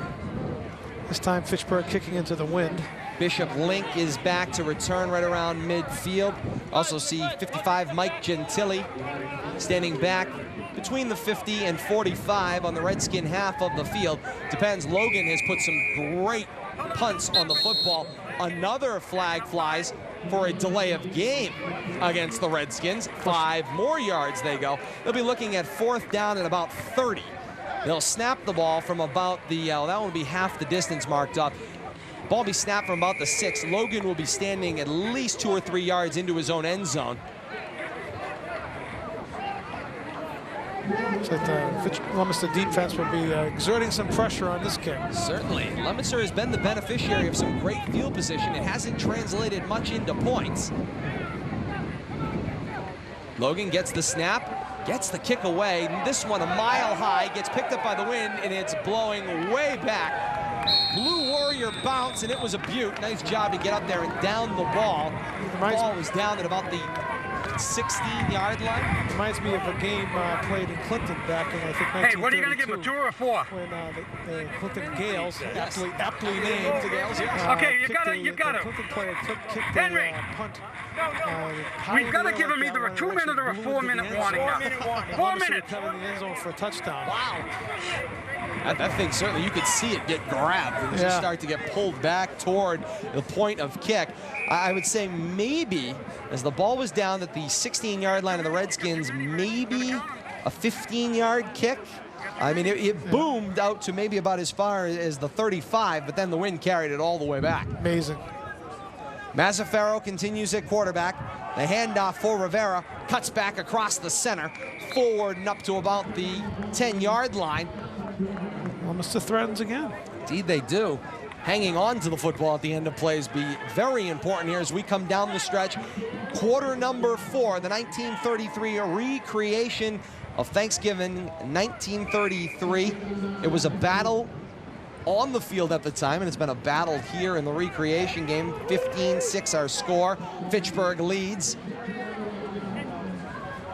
If you're just joining us, where have you been here on Leominster Access Television? Todd Robbins alongside Mark Bedanza. Plenty of re-airings. You want to check your local listings for more. Plenty of opportunities to see this one on the LATV airwaves. The handoff for Rivera. He bounces it to the outside. Across the 5. Gets angled out of bounds at about the 3-yard line, stopping the clock. Nice run. Yes, indeed. Rivera was a very talented running back during his time with Leominster, still has those wheels today.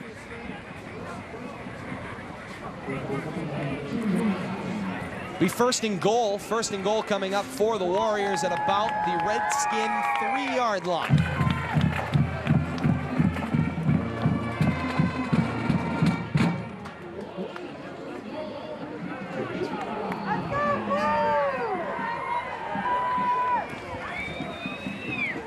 See Mr. Mackey departing. Handoff straight up the middle for Rivera. He gets stood up in the pack. No gain on the play. You can see the surge forward Rivera made, and all of a sudden he started to rise off the ground as the defense was picking him up and pushing him back.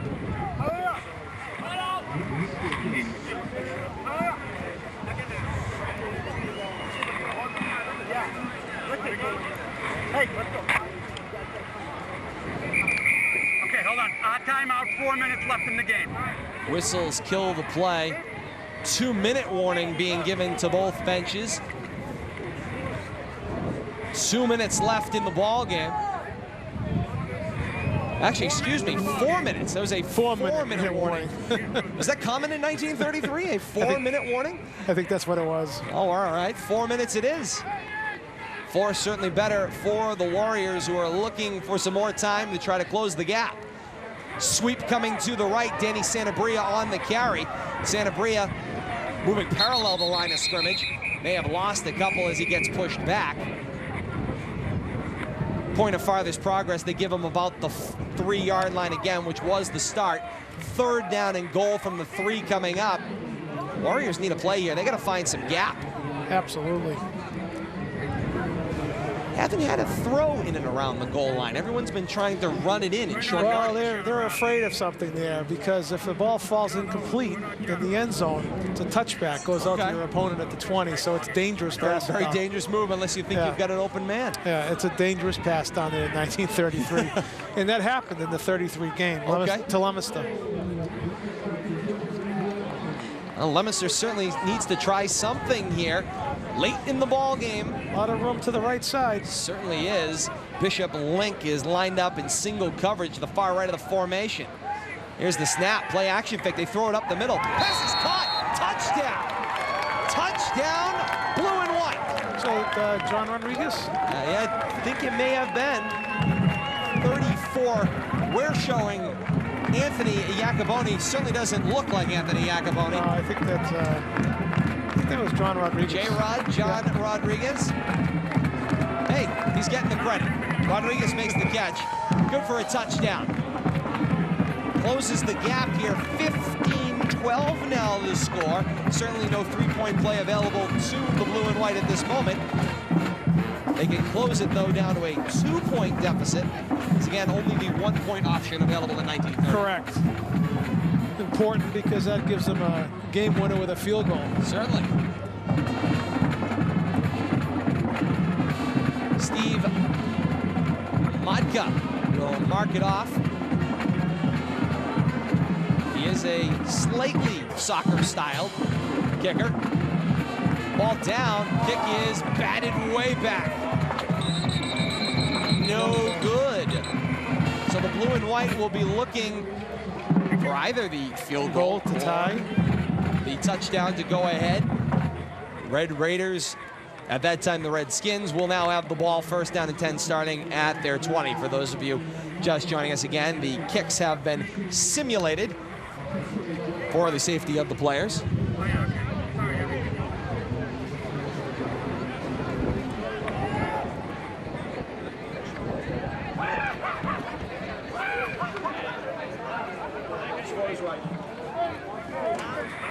Little controversy here at press level on the value of extra points. Extra points worth just 1 point. 1 point.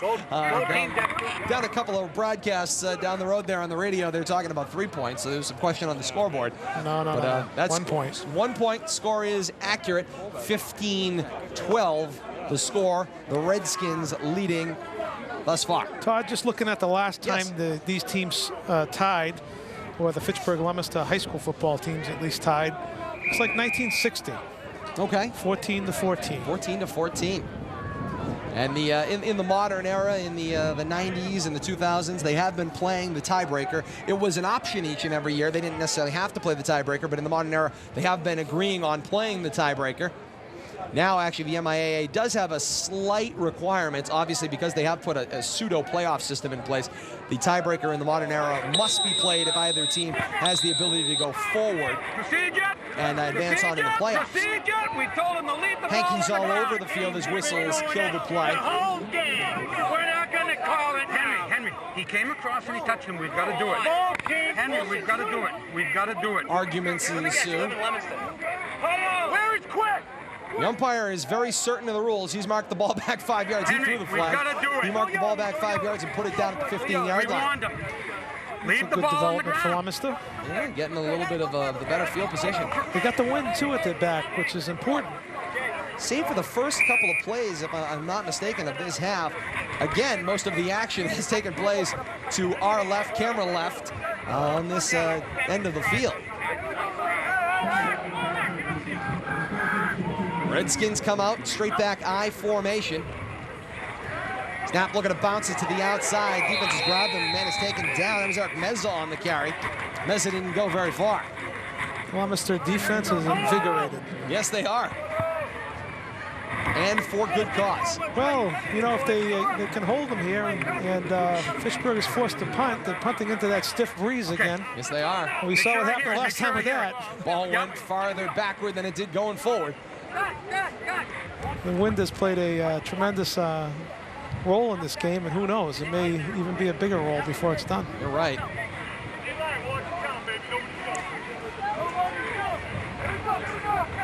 Ball shifted to the right hash.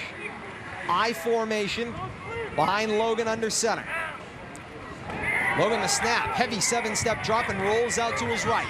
Throws across his body. It was a strike, but it was deflected down incomplete. Nice defense by number 30. Bishop Link knocks that ball away. We got it. Did a nice job to get up underneath the receiver, Curtis Stillman. Very good play on behalf of Leominster.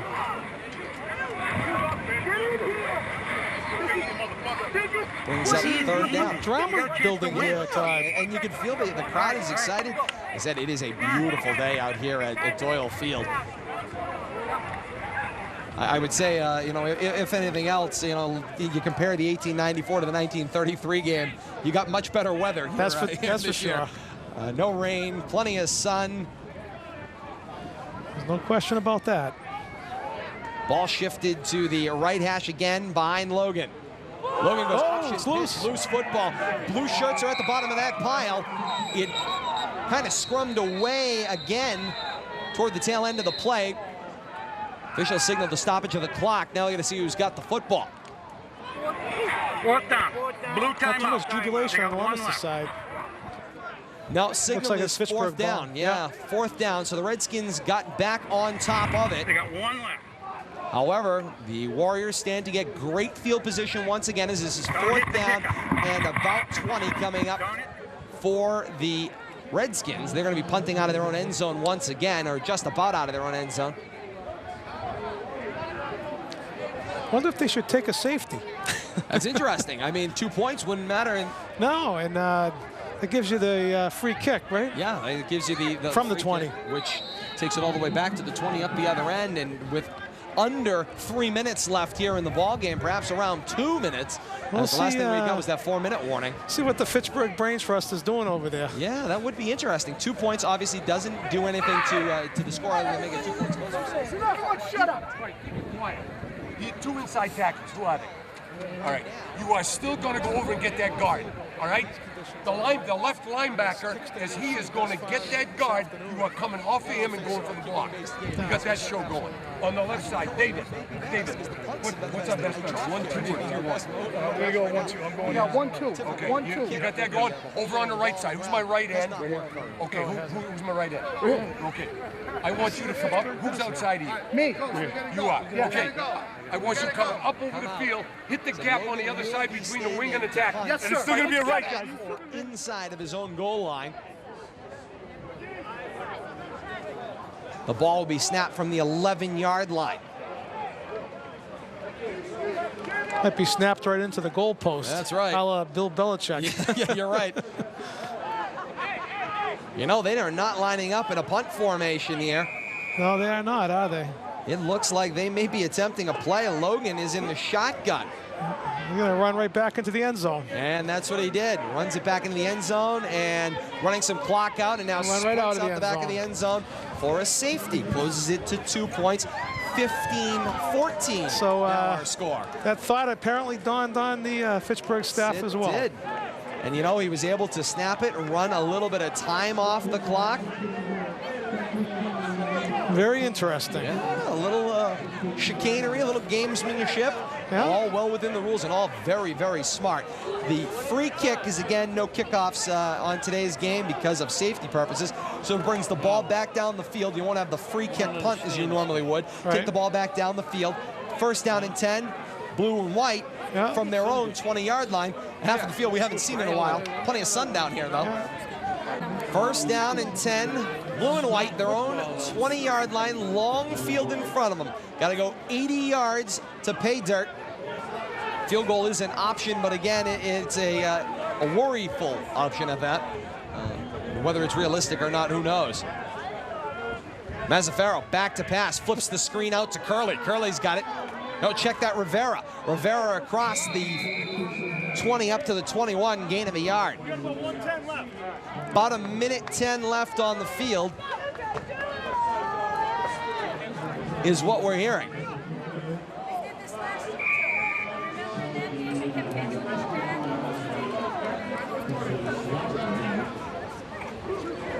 So the gain of maybe a yard on the play, if that. 2nd and 9 coming up. Almost a one big play away. Yes, they are. They need to get some open field. Hard to create separation in this game, though. Not quite the same as the modern era. Fitchburg safeties are deep. Good snap. Mazzaferro squares his feet, looks down the seam. He's got to blink us up. He makes the catch across midfield. He fumbled the football. He fumbled the football to the Redskins on their own 43-yard line. Oh, my God. From jubilation to heartbreak, the big catch by Bishop Link. He advances the ball across midfield, fumbled it around the Redskin 45, and it's recovered by Fitchburg. Oh my. It's under a minute, man. Oh, yeah. Even looks for a time that he might break a tackle. No doubt. He looked like he was going to create the separation and take it up the field. It was a great catch. Strike thrown by Mazzaferro up the middle. Link made the catch and then lost the handle. It's going to take some drama here. Yes, it is. Big defensive play necessary. Right around a minute left in this ball game. I think Fitchburg is going to kill the clock, looks like. Yeah, they're getting together and the victory formation. Logan goes under center, snaps and takes the knee, begins the runoff. Crowd beginning to show their appreciation. The hugs out on the field. The starter pistol is up. Hold on to your hats. There's the signal, and that's the end of the ball game. The final score in the recreation of the 1933 Thanksgiving Day game: Fitchburg 15, Leominster 14. You said amazing, Mark, and you're absolutely right. It was an amazing game. These guys, they all deserve a great measure of our respect. They really played their hearts out with no small measure of danger to their bodily integrity out there. Bodily harm was certainly a possibility, and you know what? Everyone made it through okay. We had a couple of injuries out there, but nothing seemed really major. Everyone will go to work on Monday, hopefully, maybe a little banged up, but hopefully healthy. Great ball game once again. Our final score, 15-14, Fitchburg, the winner. Mark, you know, another one in the books. I know you say never, but you can never say never, right? Well, for a while at least. 3 somewhere in the future, hopefully. Books. And maybe before we close, we were talking a little bit about that Hall of Fame situation. Next year's class, of course, is in the works. Somewhere down there again, October time frame in 2011 for the second induction. Yeah, sometime in that time frame. We'll be working on it throughout the year. We've got some good things underway already. We're hoping for a couple of surprises this year coming up. Next year there won't be a game to do, so we'll have a little bit more time to devote to it. So we're looking forward to a great second induction class. Todd, I want to thank you. It was a pleasure. Thanks very much, Mark. Appreciate it. Great play-by-play and a great game. And I'm going to take that trophy down there and let the Fitchburg boys enjoy it for a few moments. All right, Mark. Thanks very much. Thank you so much for joining us and providing the color and the historical perspective. That's Mark Bonanza, football historian. Want to congratulate him. A couple of great books he's written, and also a couple of great events with the Forging Rivals that he has put on here in the city of Leominster. Congratulations to him and all of the involved folks out there. Congratulations to the players as well. Put on a great show. And again, very enjoyable. The crowd was certainly treated to a great ball game. And now the trophy presentation going on shortly down on the field as soon as Mark can get it down there. And I got to say, what a very, very interesting day it was here at Doyle Field. I want to congratulate those from Leominster Access Television. Some great technology introduced out there today. Jack Sully, Kenny Cottle at the helm. Bob Sorrow on camera up here in the press box. Mark Bonanza. And, of course, myself, Todd Robbins. Happy to be here with you as the teams get together. They have the official trophy presentation going on. The officials heading off the field as well. And a great day of recreation football here from Doyle Field. With that, we will bid you adieu. For everyone at Leominster Access Television, we want to thank you so much for joining us. Forging Rivals 2 in the books. Forging Rivals 2 goes to Fitchburg. Final score 15-14 here from Doyle Field. Perhaps a Forging Rivals 3 somewhere down the road. If you want to visit the all-new Leominster High School Football Hall of Fame, it will be housed at the Leominster Historical Society. Take a visit in there. They'll be setting it up, I'm sure. It will be housed there until a renovated Phase 2 of the field house here at Doyle Field can take over permanent possession of that. Congratulations to everyone involved with the game. For everyone at Leominster Access Television, I'm Todd Robbins. Thank you so much for joining us, and so long, everybody. Play country music. Some of you guys are probably a little thirsty. Yeah. Hope you guys like country music. Hey, we got to shout out the old men who play. We got one guy who's 40 and another guy who's 50 over here. Came out on the field. Hell yeah! Hell yeah! Let's go, the game, baby. Marcus Reza, Fitchburg. Get a check. Nice job, guys. All right, no, get a new jersey. Yes. All right, so we'll take it. Yeah, baby. Yeah. Right, guys. What'd you think? Picture over here. I'm gonna run. I might take that.